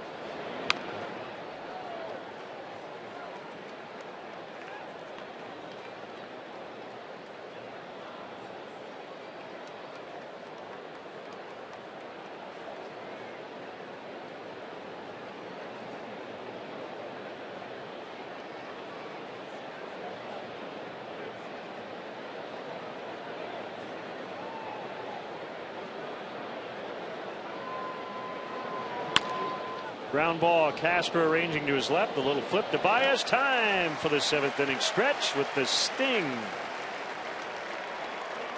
Tonight's guest conductors for Take Me Out to the Ball Game, members of the 1981 champion Chicago Sting. All right, Cubs fans, let me hear you.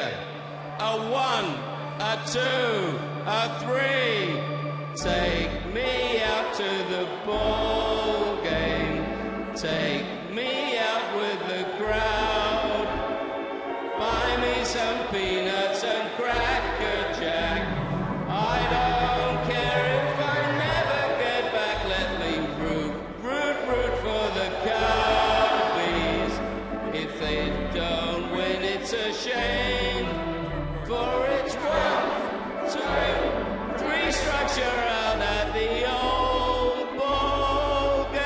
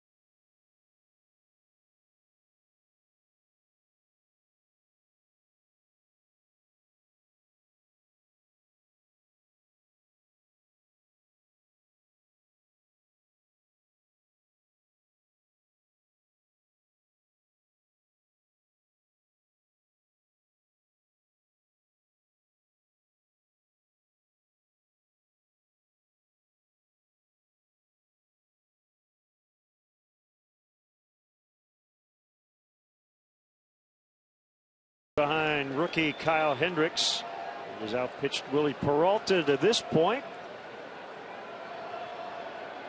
Both starters still in the ball game.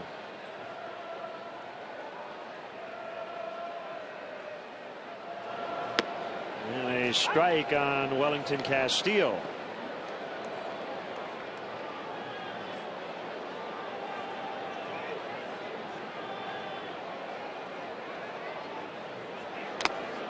Foul tip.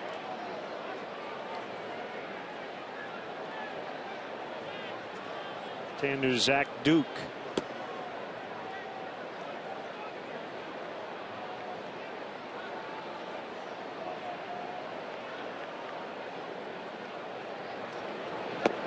Swing and a miss. Strike 3. Might have been the changeup.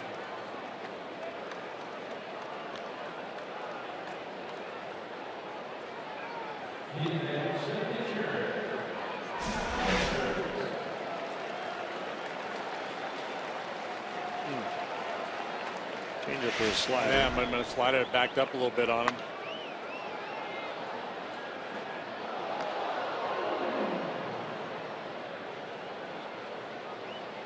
Marlins beat the Cardinals today 3-0.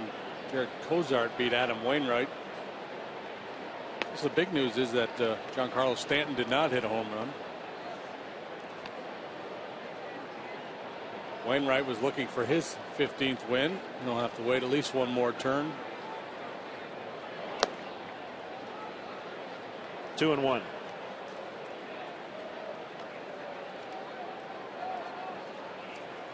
You think he's hearing some grief, that guy? I would think.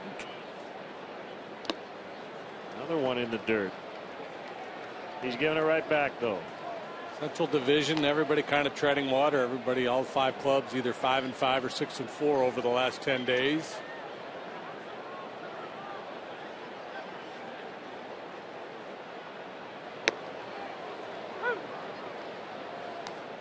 Full 3-2.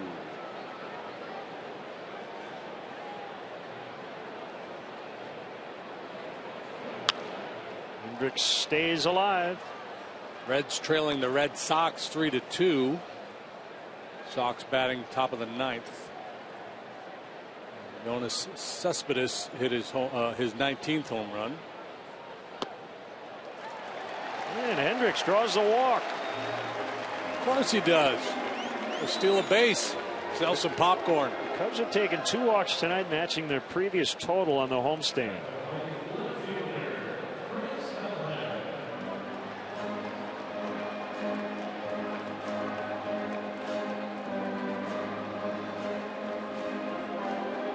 Time for a change. Duke's going to come in for Coughlin.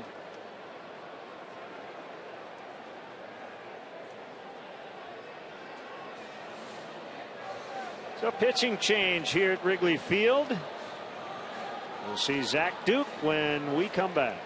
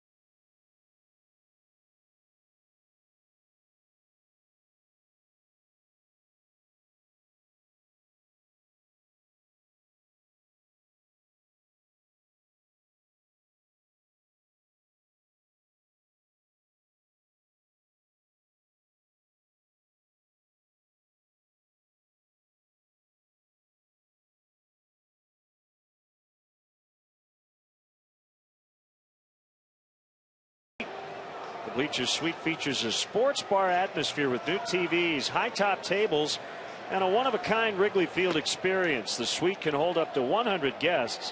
It includes food, drinks, and parking. For more info, visit Cubs.com/suites. Well, here's the veteran left-hander Zach Duke. He's working for the 54th time, and he's done a real nice job out of the Brewers bullpen. 60 strikeouts for Duke in 44 2/3 innings, striking out hitters at a rate way beyond what he had done previously in his career. He's added a cut fastball, rarely throws his four-seamer anymore.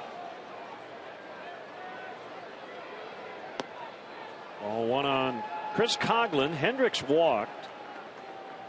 That ended the night of Peralta. Reynolds playing in his back pocket at first. 1-0 the count.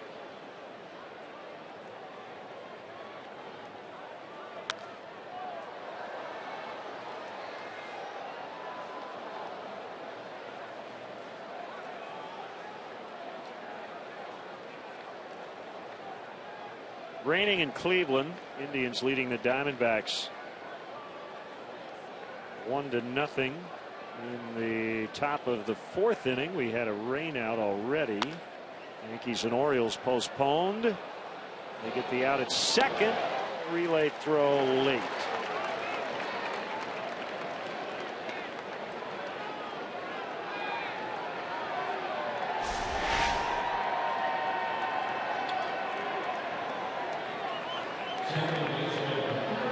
From the left-handed batter's box, good speed, able to beat that return throw from Segura. Didn't get a whole lot on that initial throw.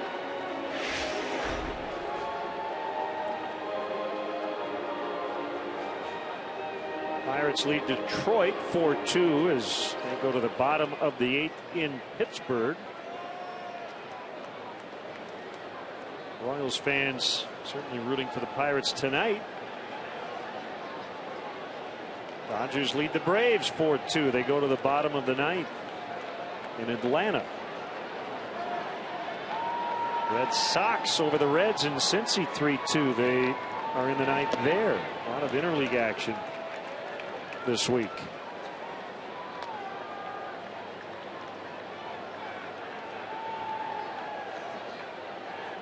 ball, no strikes on Baez.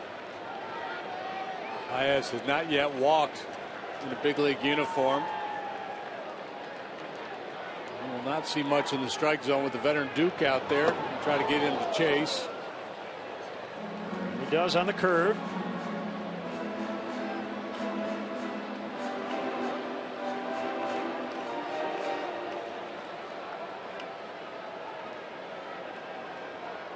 Going way back, Zach Duke was a starter with the Pirates.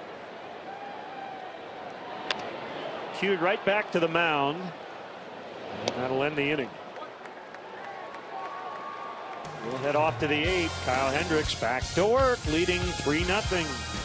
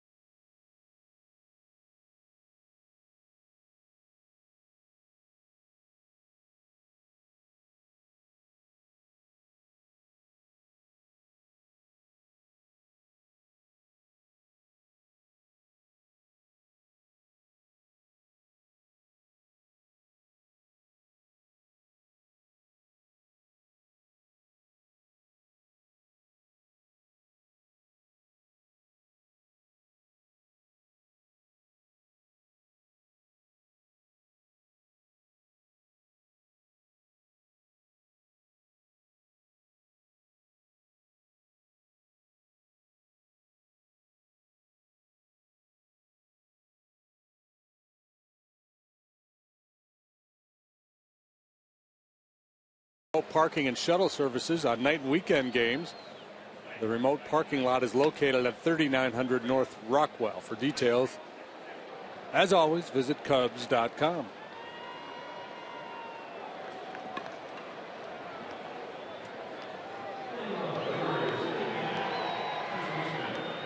Kyle Hendricks, 8th inning. 53 strikes so far among his 83 pitches. Here's Reynolds.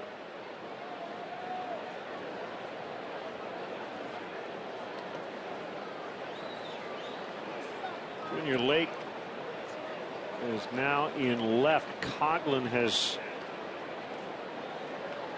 moved to right. Is that right? I think Coughlin might be out of the game. Yeah, I think Ruziano's. No, I think that's Coughlin out there. Yep, it is. Okay.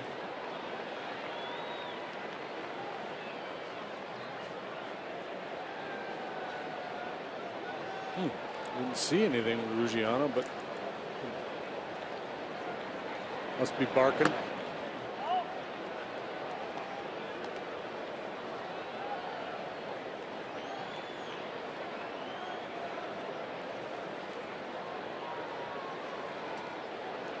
The 1-1 low, 2-1. Kyle Hendricks into the 8th here tonight. He went exactly 8 last time out in Denver. Allowed just 6 hits and 2 runs against the Rockies. Reynolds wraps one. Castro just able to knock it down. It's a hit. So he's 2 out of 3. Leadoff single for Reynolds. And had Castro made the play, would he have foiled him? Perhaps. Castro made a real nice play earlier. This time couldn't glove it. And let's go for a leadoff single. And that'll bring Bosio out of the dugout, and that'll get something stirring in the Cubs bullpen. Trying to fit Tupperware in there somewhere.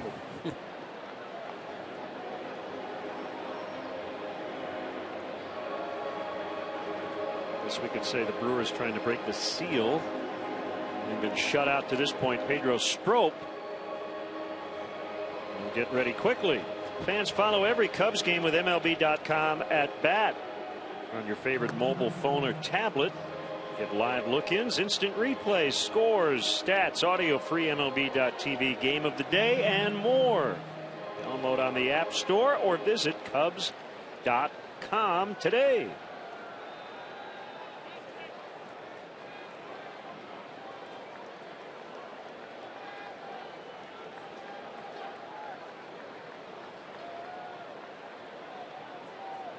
Gene Segura get into a double play his last time up.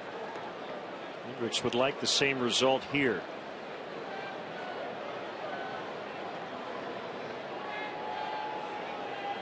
But we should reiterate, as deep as Hendricks has gone into all these games, he's only gone over 100 pitches twice in his first 5 starts.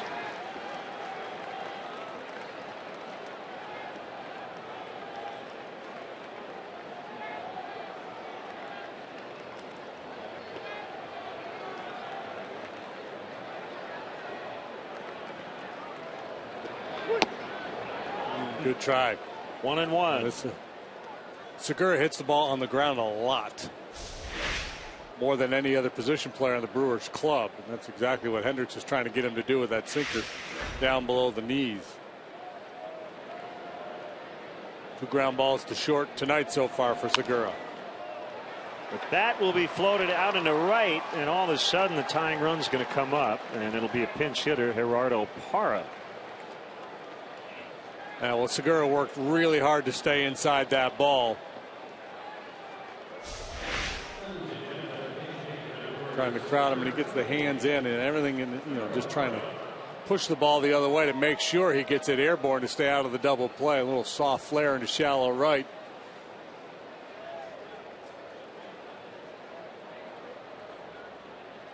Again, another quality pitch though by Hendricks.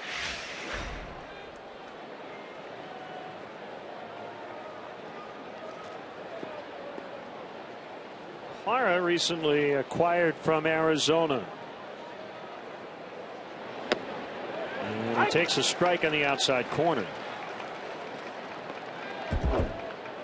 AT&T U-verse multi-views. Some trouble here for the rookie in the 8th inning. Leading 3-0. Parra acquired on the 31st of July for an outfielder Mitch Haniger and a left-handed pitcher Anthony Banda.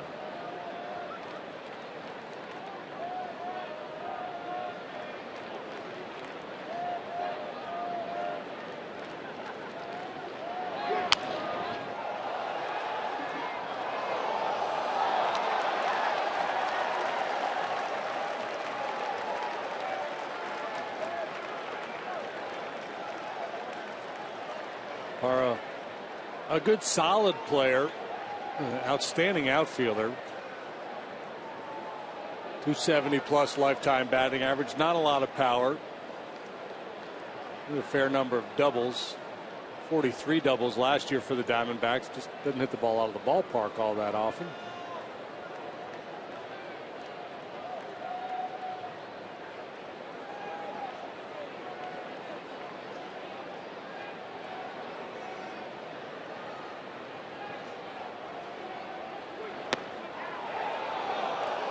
One and two.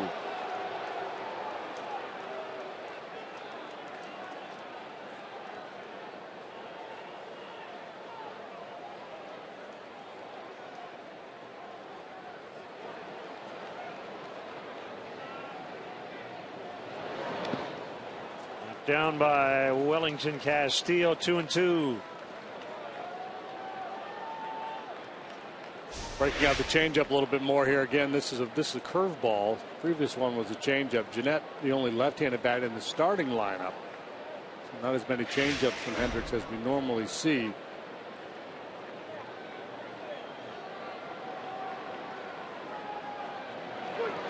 Swing and a miss.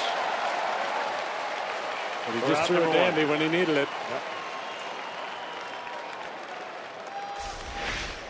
Swing and miss changeup was one of the bullet points on the scouting report, and there it is. Starts knee high and just fades down out of the zone. Stays on the plate. Looks good till right about there.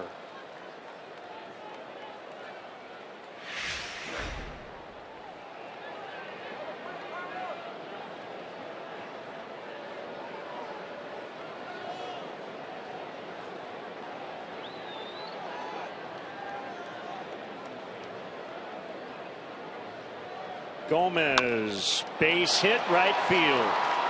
Reynolds stopped at third by Ed Cedar. They're loaded on 3 singles here in the 8th inning.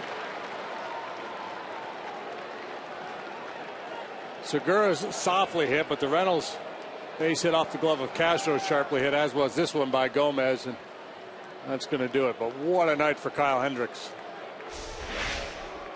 Gomez first pitch swinging and trying to throw a little backdoor sinker to the outside corner. Gomez getting his 4th look at him, ready for it, and delivers a solid single the other way. Hendricks walks off to a big ovation here at Wrigley Field.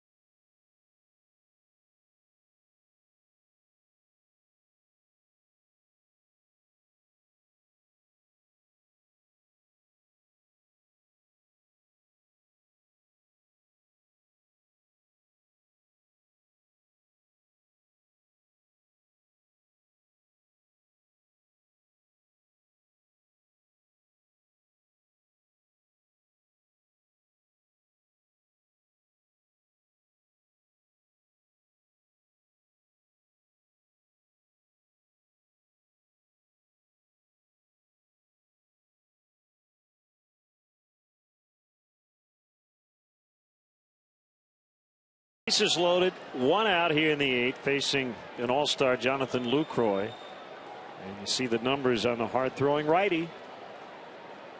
Right-handed batters hitting just 146 against Pedro. Lucroy this year 265 with runners in scoring position. Posted big numbers in that category last year. Nobody in this lineup has more than 5 plate appearances against Strop. Inside ball 1. Lucroy 1 for 3 with a strikeout.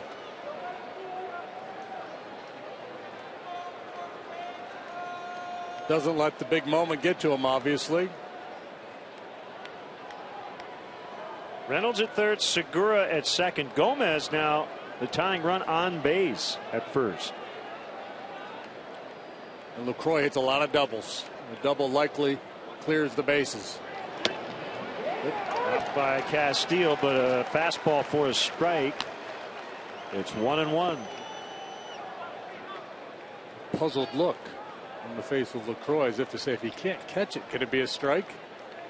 That thing had nasty movement.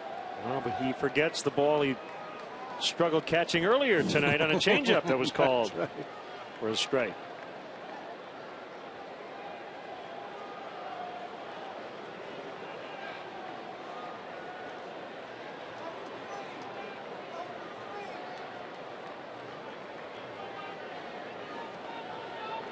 Here it is. Ground ball to third. Valbuena will step on the bag. Throw to first. Double play. Strop excited. That helps out Hendricks a lot too. So the rookie goes 7 1/3, allows no runs tonight. The Cubs still lead 3-0.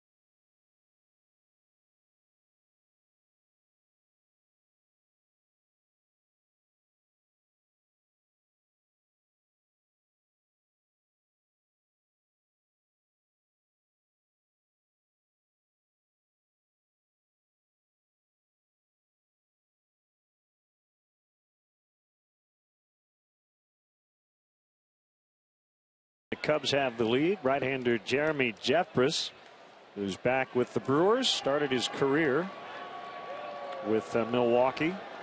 First round pick, in fact, back in '06. Kansas City and Toronto in between stints with the Brewers.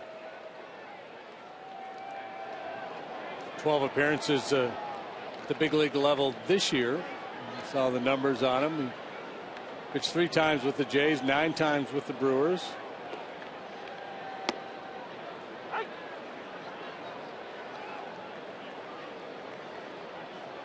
Got a good arm. Throws hard. Reached the upper 90s with the fastball. Rizzo homered his last time up. Ramirez in foul territory makes a catch. Better result 2 innings ago off the starter Peralta. A win not a factor in the ball game tonight. Very docile. Flags laying limp. Just a high towering drive to left center field. Rizzo goes deep for the first time in a good long while. In support of Kyle Hendricks. Big swing of the bat by Rizzo. Maybe that'll get him going.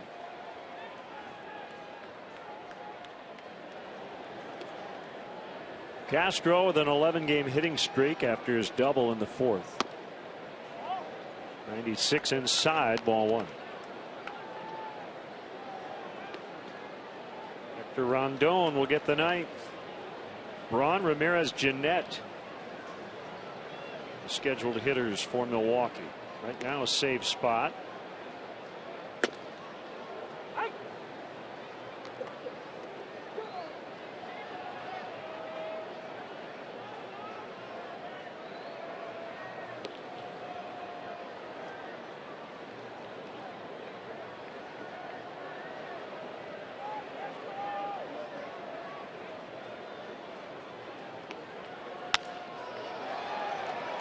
Jeanette will make the play.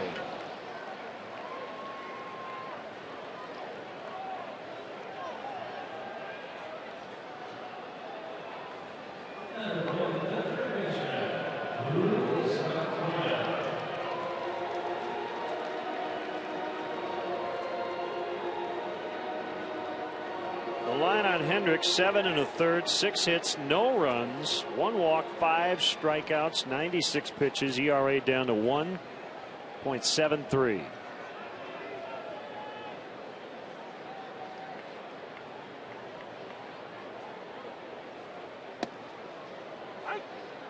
Fastball to Valbuena.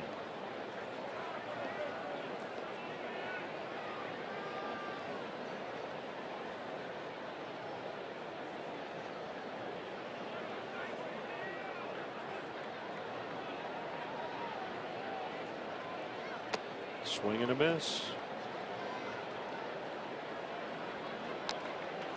Good action on the breaking ball and the velocity. You could tell why he was a first round draft pick so many years ago, but control problems plaguing him throughout his minor league career. That's why it took him a good long while to get to the big leagues. First taste of the big leagues with the Brewers in 2010, just for 10 ball games. He was in the upper 90s coming out of high school. He was first team high school All-American, according to Baseball America, along with Clayton Kershaw and Brett Anderson, among others.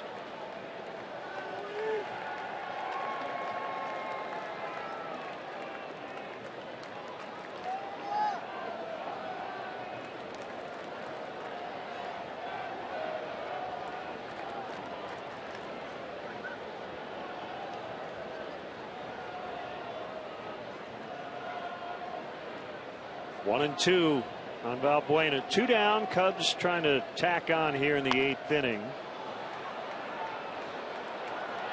Short center, Gomez loses his hat but catches the ball, and that's it.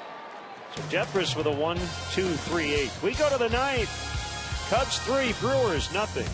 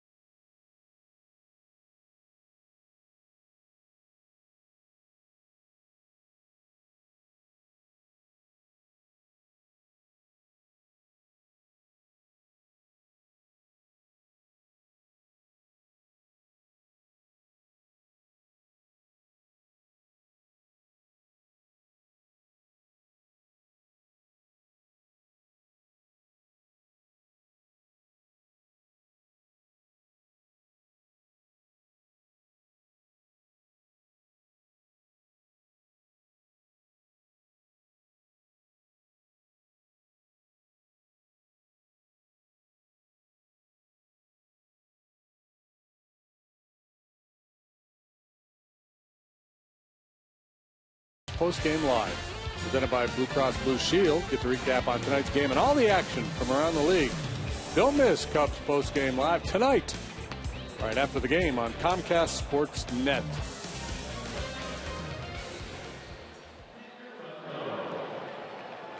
Hector Rondon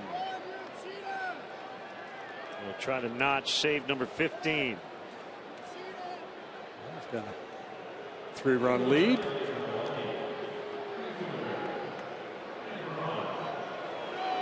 He's got a 3.45 ERA. He's pitched 45 times. Pitched twice in the series with the Rays. Suffered the loss on Friday. Allowed 3 hits and a run. That was a 4-3 loss. And then a scoreless inning in the extra inning win on Sunday. Pitch to Braun, fouled off. Chris Bryant, number 17 for Iowa. Remember, he hit 22 at Double-A, so due to the 39 home runs for Chris Bryant.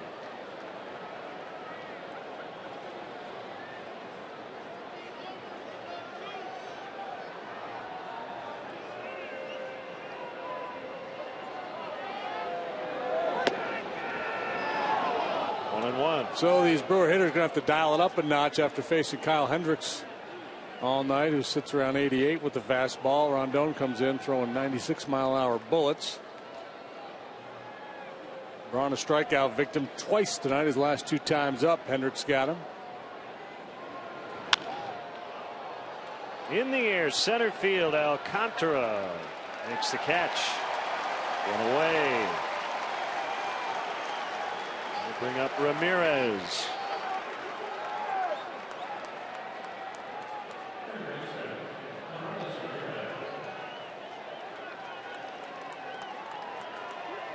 I've said it a few times since he signed with Milwaukee. I'll say it again. Put together one of the great offensive careers we've seen in Cubs history. 887 OPS, playing third base over 9 seasons with the Cubs.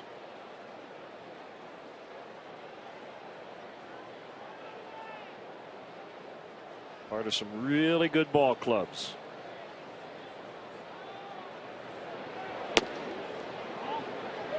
It's low. 2 balls, no strikes on Ramirez.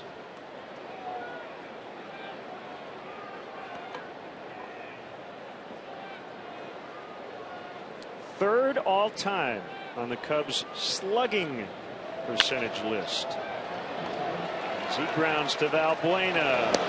Mac Wilson 590, Sammy Sosa 569, around his 531. So 2 outs here in the 9th, and it'll bring up Jeanette. You'd have to say underrated, wouldn't you, for Aramis? Yes. Number 5 on the all-time OPS list in Cubs history, behind Wilson, Sosa, Grimes, and Derek Lee.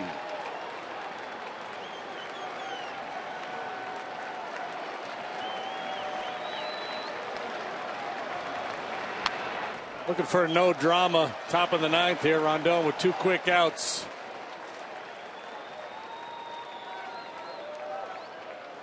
What has been a beautifully pitched ball game. Hendricks doing the heavy lifting, but a big double play induced by Pedro Strop.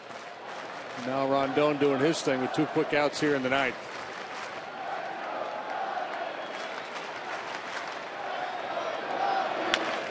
Bouncer back to Rondon. Cubs win. Boy, a fun one tonight. The Cubs have now shut out the Milwaukee Brewers 4 times this season. 3-0 the final tonight. They beat them in Milwaukee 4-0 back on April 27th. 3-0 here on May 17th. 8-0 in Milwaukee on May the 31st. And another whitewashing this evening. And just a beautifully pitched ball game by Kyle Hendricks. And if you're a fan of the art of pitching, boy, you're going to enjoy watching this kid pitch. The ability to move the ball in and out, change speeds.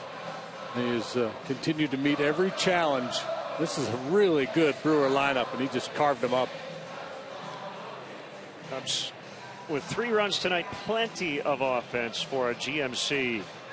Player of the game, it's the starter and the winner, Kyle Hendricks, now 4-1, facing Milwaukee for the first time, and he was terrific. 7 1/3, 6 hits, no runs, 1 walk, struck out 5, hit a man. To a high percentage of his pitches, exactly where Wellington Castillo asked him to. He's very obedient that way. I want it here? Okay, here you go. You want it down there? Yeah, there you go. You can have that.